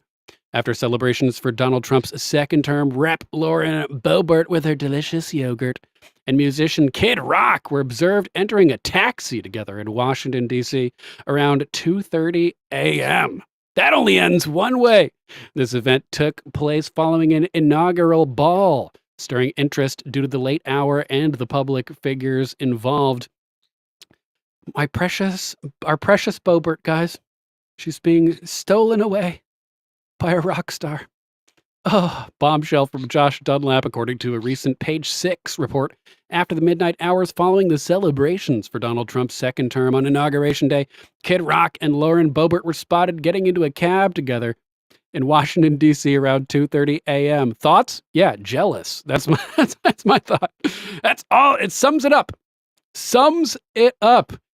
Lauren Boebert spotted getting cozy in a cab with Kid Rock at 2:30 a.m.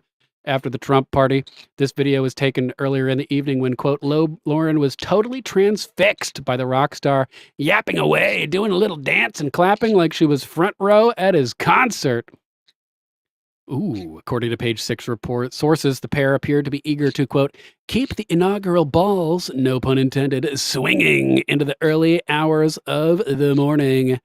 It's no secret they have much in common. Both are close friends with Trump, enthusiastic gun toters, and have interesting public dating habits. Remember Lauren Boebert at the movie theater with a Democrat infiltrator? That was funny. So here they are yucking it up at one of the balls. Look at her. Hilarious, man. Yeah, Dirk, that screaming goat got me too. Hilarious. The screaming goat.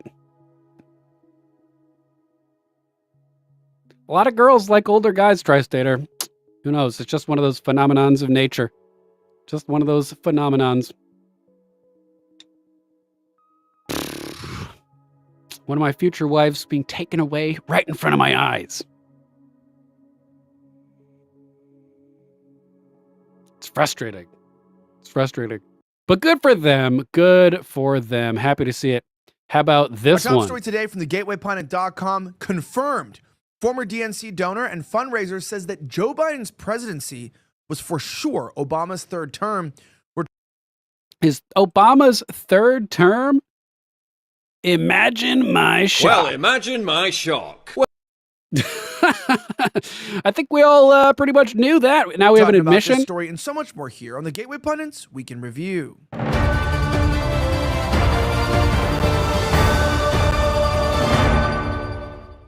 My name is Elijah Schaefer. This is the Gateway Pundits Week in Review, where we cover the top 5 stories of the last 24 hours. Our top story today, a former DNC donor and fundraiser says that Joe Biden's presidency was surely Obama's third term. This obviously isn't a lot of surprise to us, but listen to what Mike LaChance reported. You're not going to want to miss this. Former DNC donor and fundraiser Lindy Lee has been in the news repeatedly since the 2024 election. She is one of the loudest voices calling out the Democrat Party and the Kamala Harris campaign for, quote, blowing through more than $1 billion and losing with no accountability or even how the money was spent. She recently appeared on the Sean Ryan podcast, and when Ryan asked her who was running the government for the last 4 years, she said it was Obama's third term, confirming that what many people had suggested, open borders and all of the insanity. Check out this clip we have from the podcast where she explains her perspective. Watch. Who was running the presidency for the last 4 years? A lot of people say it was Obama's third term. It was for sure Obama's third term. I don't think that's even a question. I was surprised to see Lindy Lee on the Sean Ryan show. That's very interesting. But she's like, going hard against the Democrats now. So good for her. It definitely was. And that's why you saw Obama fighting for his dear life. Why was he fighting so hard in the fall? Because he was fighting for his fourth term. He was fighting for his own legacy. The relationship between Obama and Biden is most reminiscent of that between LBJ and JFK. JFK had little respect for Lyndon B. Johnson, but he picked him anyway because he wanted to win the South. He wanted to win Texas. And it cost him his life, unfortunately. But he had very little respect for LBJ's intellect. JFK was surrounded by his Harvard brain trust, and he had immense disdain for LBJ's Texas Hill Country vibe. And that was the same attitude that Obama had towards Biden. Obama thought that Biden would eventually fuck everything up. And that's eventually actually what happened. So, never underestimate Joe Biden's ability to fuck things up. but also, he didn't have much faith in Kamala Harris. Before she ascended to the top role, he was vetting people like Mark Kelly and Andy Bashir. Most party chieftains didn't have Kamala Harris as their number one choice. But in the party of DEI, you can't skip a black woman. The optics would have been terrible. So who is running it? Who are the names? Steve Ricchetti, his senior advisor, Anita Dunn, Mike Donnellan, Ron Klain, Jeb Zients, Bob. Mike Donnellan, Deputy Security Advisor, and the list goes on and on. I did a song back in the day, The Obama Deception, named after Alex Jones's movie. And I never finished the song, but the verses were just like listing people in Obama's regime and their connections to Bilderberg Group, Trilateral Commission, and Council on Foreign Relations. Thomas Donnellan, Deputy National Security Advisor, and the list goes on and on. That's all I remember from that particular moment. Bauer, his personal lawyer, who's actually his personal lawyer. who CFR, actually Deputy National Security released a Advisor. book, So he's Council on Foreign Relations. basically grifting off his relationship with the Bidens. I'm going to get in so much trouble for saying all this. Please give me credit for. But these are the people who ran our country for the last 4 years. Right. No, she's kind of explained the truth, right? This is Obama's third term. What does she mean by that? She means open borders, massive inflation, right? More new wars. You have Ukraine and Gaza war, essentially letting the entire region destabilize. That's what Obama gave us. It's the New World Order, as he likes to put it. And Trump is undoing everything. Now, guys, you might know this. Right now, there is a massive issue happening with over $32 trillion in home equity. If you're a homeowner or you know someone who is, I need you to listen to me. Yada, yada, yada. So that's the story we wanted to cover. I thought that was interesting. Names being named. I might have to finish that Obama deception song now. How about this? Trump considers a pardon for Edward Snowden. Recent social media activity indicates a significant interest among President Donald Trump's advisors. Is it spelled advisors wrong? In potentially issuing a full and unconditional pardon for Edward Snowden. This discussion reflects ongoing debates about national security versus government transparency. Now, no official confirmation has been made regarding the pardon, but I think Trump is starting to realize, before he was listening to the deep staters like Mike Pompeo, you don't want to release the JFK files, it's too dangerous. And they were probably saying, Edward Snowden's a bad guy. Now he's got a different perspective. He's going to release the files. He's probably like, I was probably wrong about Edward Snowden. He was trying to expose these bad guys that now I'm trying to expose with all this declassification type stuff. So maybe Edward Snowden's heart was in the right place all along. That's my hopeful analysis. Jim Ferguson, breaking. Trump to pardon Snowden. The deep state's nightmare begins. It's happening. President Trump is preparing to issue a full and unconditional pardon for Edward Snowden. The man who sacrificed everything to expose the deep state's crimes is finally getting justice, and the corrupt establishment is in full panic mode. This isn't just about Snowden. This is about tearing down the surveillance state built to control you, the hero who exposed their spying machine. Snowden revealed the NSA's illegal mass surveillance of every American.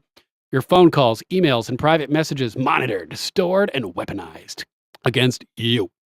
Big tech, Google, Apple, and Facebook acted as deep state collaborators, feeding data straight into government hands. The deep state's worst fear. Trump and Snowden together. Oh, man, can you even imagine? Trump knows firsthand what the deep state is capable of. Of what the deep state is capable. You're a federal agent. Never end a sentence in a preposition. He lived through their Russia hoax, their witch hunts, and their rigged elections.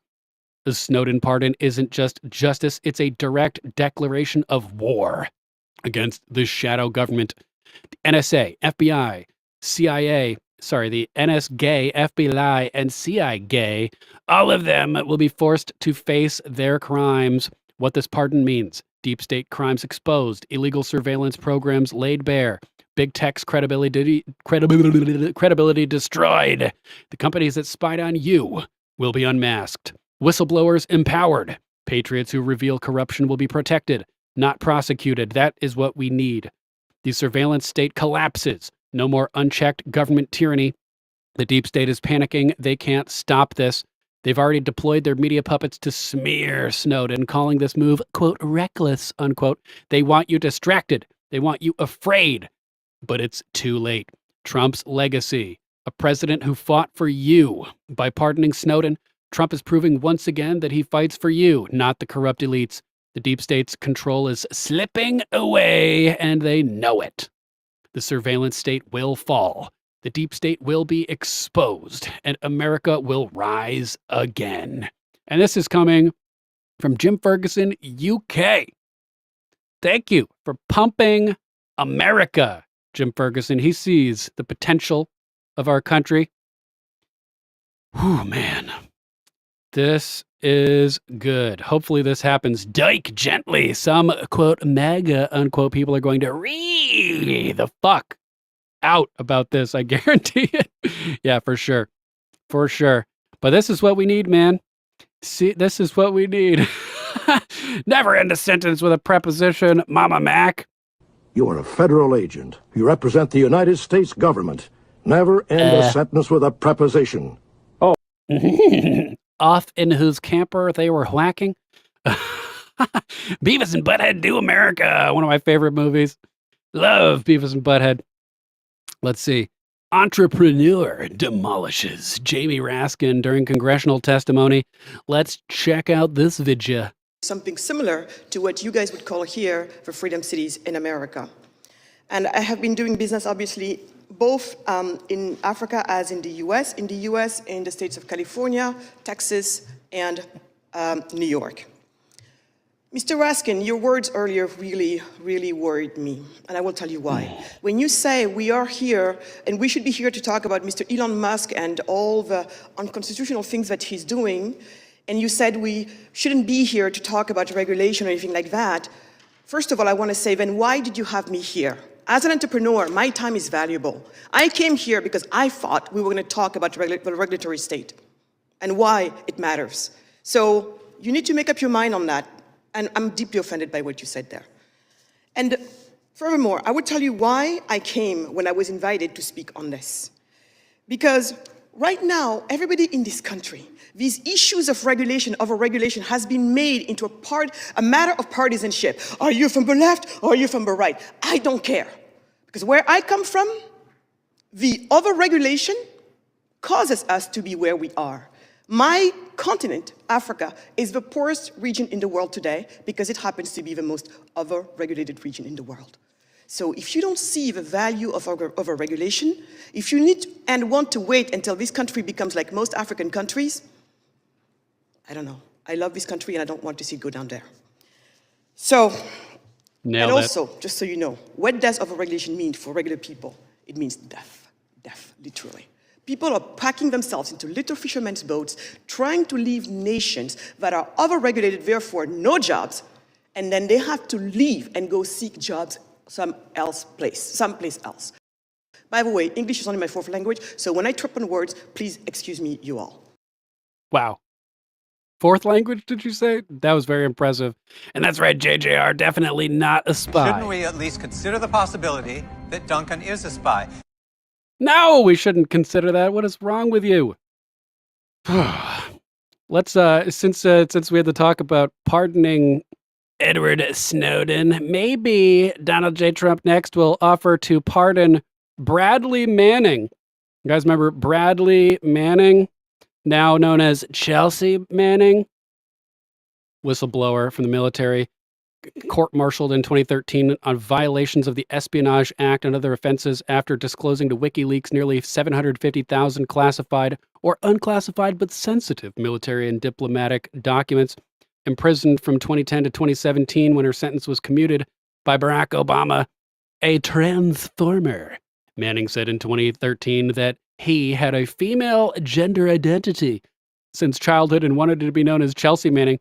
So Trump, his sentence has already been commuted, but Trump could be like, we'll also extend a pardon to Bradley Manning under the condition that Bradley comes back to join the team, rejecting the transgender. We'll give you a pardon, but you got to go by Bradley again, basically is what I'm getting at. Which would be hilarious. We also had Speaker Johnson taking a shot at Democrat hypocrites for touting the, quote, rule of law, unquote, after cheering Biden's lawlessness for 4 years. As I said last week, the Democratic Party is in a completely different place right now. There's no identified leader of the party. They don't have a clear vision. They seem rudderless. In hopes of finding themselves, they've latched onto this new shiny object called the rule of law. Well, we'd like to welcome them to the concept. It would be admirable if they hadn't spent the last 4 years with their heads buried in the sand while Biden literally trampled over the rule of law with no objection. In fact, many Democrats cheered that lawlessness, right, Mama like Mac. when the Biden administration unconstitutionally forced the middle class to pay the student loans of doctors and lawyers, when they illegally mandated that private companies implement vaccine requirements, when they radically rewrote Title IX to undermine women's rights. Those things were actually illegal, and the Democratic Party cheered it. They didn't oppose it at all. President Trump, by contrast, is taking legitimate executive action to root out waste, fraud, and abuse in all these federal programs. That's what the American people demand and deserve. That's what they voted for. They voted for a real analysis and a real change, transformational kind of change in the way the federal government works. And the only people who take issue with it are these same congressional Democrats who never before had any issue with unelected staff or even bureaucrats running the White House for the last 4 years.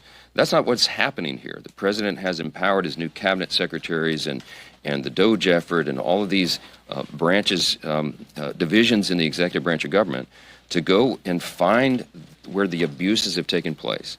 And every time something new is unearthed and uncovered and we share it with the people, they applaud that this has been discovered and they want us to keep going. And that's what's going to happen. Boom. Well said, Speaker Johnson. Excuse me. We also have the Trump administration firing FEMA's chief financial officer and 3 other employees after the agency spent $59 million on luxury hotels for illegals in New York City last week. Former FEMA CFO Mary Commons. Bye-bye, Mary. Accountability has come for the FEMA employees responsible for sending almost $60 billion to house illegal aliens in New York City. According to Musk, sending this money to these high-end hotels violated the law and interfered with President Trump's executive order. He also vowed to recoup the funds for taxpayers with a clawback demand. Now, Washington Examiner's Anna Giardelli has revealed that 4 employees have been terminated by the DHS. These 4 workers have been referred to as, quote, deep state activists who went rogue to make the payments. Boom. Boom. DHS has fired the 4 FEMA employees responsible for paying New York City $59 million for costs related to the migrant crisis, including luxury hotel stays, calling them, quote, deep state activists who circumvented leadership to make the payments. DHS spokeswoman Tricia McLaughlin tells me, quote, effective immediately, FEMA is terminating the employment of 4 individuals for circumventing leadership to unilaterally make egregious payments for luxury New York City hotels for migrants. Firings include FEMA chief's financial officer, 2 program analysts, and a grant specialist. McLaughlin wrote in a statement, quote, under Trump and Secretary Noem's leadership, DHS will not sit idly and allow deep state activists to undermine the will and the safety of American people. McLaughlin continued. Excellent news. Excellent news. Bye-bye, deep state activists. We also have Trump releasing a statement on FEMA, which is, quote, under review and investigation after spending $59 million to house illegals in luxury hotels, saying, quote, FEMA should be terminated. Yes, indeed. I agree. So here he is saying, FEMA spent tens of millions of dollars in demon rat areas disobeying orders, but left the people of North Carolina high and dry. It is now under review and investigation. The Biden-run FEMA has been a disaster. FEMA should be terminated. That's right. And he can use this for waste, fraud, and abuse as a way to get rid of FEMA without having to say one of the real big reasons, which is that they have FEMA camps all around the country ready to round up patriots. This can get rid of all that in a way that can gain public support without him coming across as being a crazy person. You know what I mean? So this is pretty good.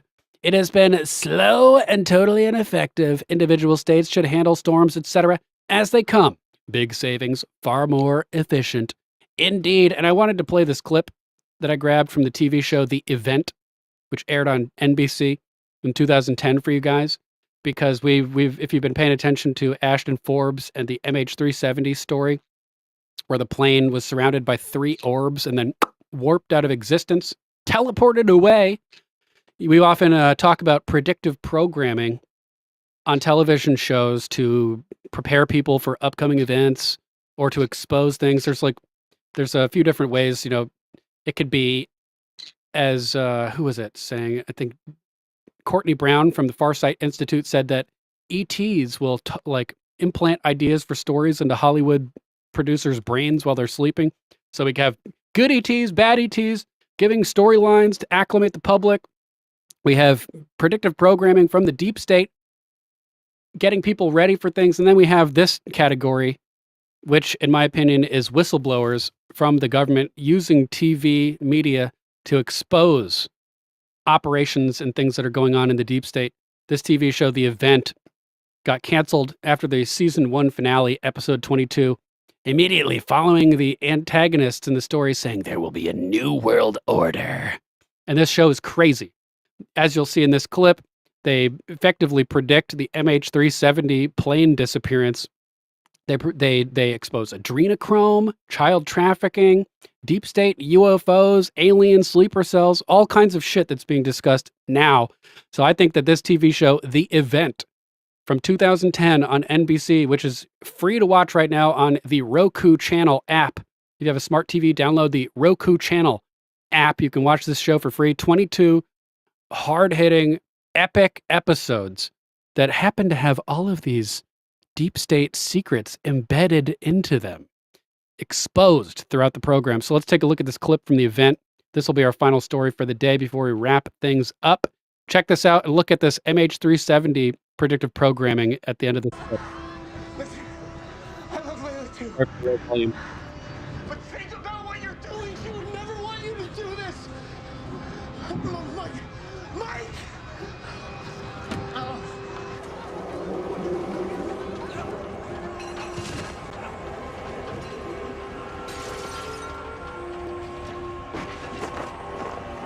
So the president is about to be hosting an event to reveal the existence of aliens and UFOs. Aliens that crash landed in 1944 and have been being kept in a prison in Mount Inostranka, Alaska since the 40s. These aliens look like humans and have infiltrated society and corporations and government to exert their influence and develop the technology through the US in stealth that they need for the event, to bring their entire population to Earth. And so certain people don't want this truth to be unveiled, and they're sending a plane in to crash land at this press event to prevent the truth from coming out. Look what's about to happen here. Just like MH370.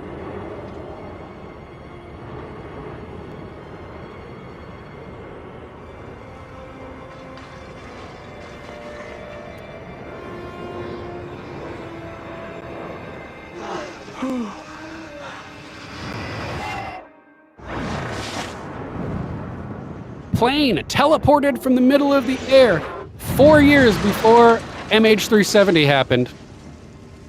Almost like somebody knew we had this technology and wanted people to know. So clip this, send it to Ashton Forbes, let him know that this happened, because this seems like predictive programming for MH370 to me. And this TV show needs to be analyzed and dissected with the perspective that we have now in 2025. Are you right, sir? Mr. President, you're right, sir.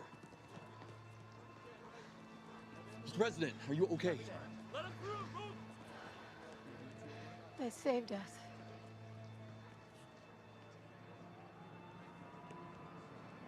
Who?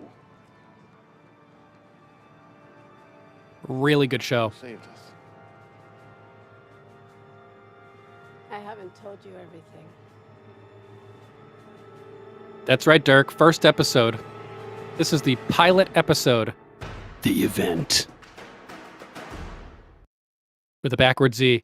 So a lot of times when I type The Event, I type EV3NT. That's like how they were advertising it at the time, but you will find it on IMDb as The Event. 2010 NBC. Dame Pam in the house. What's up, cuz? Hope you had a good weekend. Good to see you. Hope all is well in the beautiful Great White North. We love the Canadians. You'll be our 51st state soon enough. Soon enough, Dame Pam. Oh, man. So check that out. Really good show. It's available, like I said, on Roku channel app for free right now. All 22 of the episodes in season 1. That was the pilot episode, and it just gets crazier and crazier and crazier from there. Like I said, adrenochrome, child trafficking, deep state, aliens, cover-up, secret space program, sleeper cells throughout the society. A lot of the stuff that is being discussed today. So, The Event, check it out. Thanks for tuning in again tonight, guys. Appreciate each and every one of you. Throw Mama Mac some love over at alplama.com, ALPLAMA, alplama, yo mama, so to speak. Check them out. They've got some natural tinctures over here that can help remedy your various ailments. If you have arthritis, inflammation, irritability, diabetes, allergies, they have stuff for you. They also have delicious herbal teas, but the same thing can't be said about the tinctures. Taste bad, but so good for you, right, Mama Mac? And if you want to support the show directly, you can always hit up our link tree at Common Censored. Check out Golden Cocoon, our affiliate link over here. Pick up a modern day newfangled tinfoil hat. Protect your brainium by wrapping your cranium with an EMF shield. It's awesome. They have beanies, ball caps, all kinds of good stuff. They also have blankets to protect your gonads. We're going to launch a raid to Vikings, Outlaws, and Cowboys just in a moment, so don't tune out quite yet. We'll be doing that in 1 second. They're live right now. Thanks, JJR and Mama Mac. Appreciate you guys. You can also find links to our merch right here. Think for yourself, Question Authority gear, brand tag gear. I'm going to be issuing new merch really, really soon. We also have links to our books, for Common Sense Ultimate, the first edition, revived, where we took original images of the pages of a first edition January 1776 copy of Thomas Paine's Common Sense and created a facsimile replication. We also have our eponymous title, the censored version, Common Censored, where we redacted the whole book.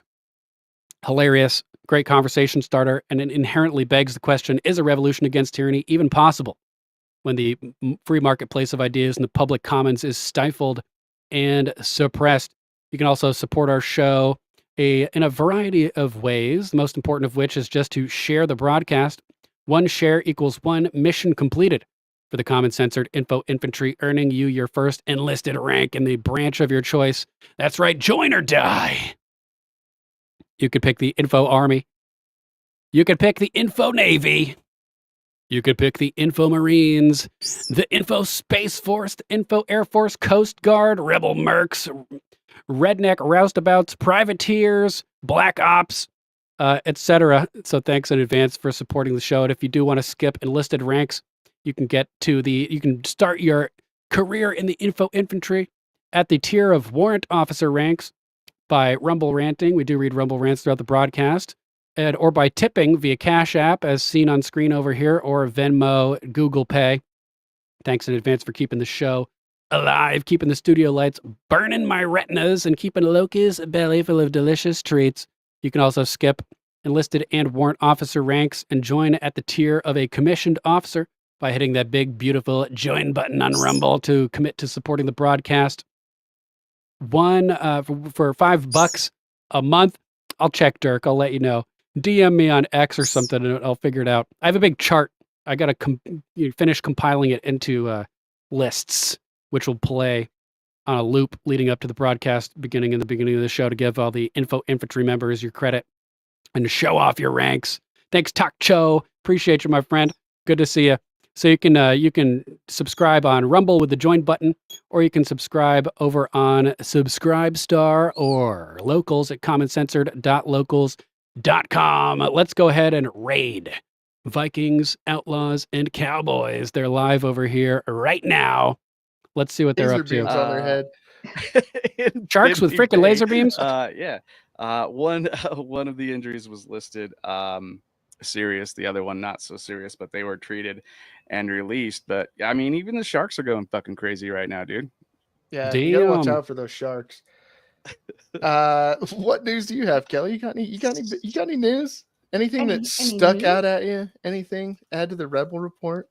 No, I'm cool. I'm thankful to just hang out with you guys because you were going to keep me in the back, and nobody keeps baby in the corner. So I'm glad that you made That's me Dr. part Mike's of the show. wife. I'm moozed out. Two Mike's live. I really am. I get it. The Democrats are just stupid. They're liars. They're trying to hide stuff. Just because it's been done that way for longer than you and I have been alive doesn't mean it's okay. And that's right. Does not mean it's okay. Don't let your normalcy bias make you think that this is all normal. It's not. It's not. All right, guys. Thanks so much for tuning in tonight. Hope you enjoy Vikings, Outlaws, and Cowboys. And we will be back in the near future Appreciate all of you censored commoners for joining us this fine Tuesday evening. This has been episode 337. I'm Lord Sterling. We talked about Anna Paulina Luna being set up to head a declassification task force tackling JFK, RFK, MLK, Epstein, and new investigations for all, including a new 9/11 investigation, which gets me hyped. So that's really exciting. We also have Glenn Beck saying that the Epstein list will be released within 10 days, the first day Kash Patel gets in office. We have the return of the incandescent light bulb and the elimination of regulations preventing your appliances from working well, which is awesome. We needed that for a while. We also have Trump saying FEMA should be terminated after they gave $59 million to New York City to house illegals. Make sure to join us Monday through Friday, 6:45 p.m.-ish Eastern time as we cover all the crazy clown world clusterfuck chaos that is 2025. Use hashtag CommonCensored and hashtag InfoInfantry when you share the show, where applicable. You can find us on X at Lord Sterling _. We're also on Truth, Getter, Gab, and Minds. Make sure to join our Discord. If you want to hang out behind the scenes as well, you can reach me there. You can also DM me on X. My DMs are indeed open. Thanks again to all of our new followers over on Rumble. Listed some earlier, but I also want to thank Philogan22, Does It Right 1, TX Trump Girl 25, Texas Trump Girl, Marv TA Back, Marv Da Back, North Scotty, Ma Bell 313, Mama Hood, Cocktails with Cav, F23 Ghost, and Hod Solo 7. Appreciate you guys. Links to all of the stories we covered today will be posted momentarily in the video description.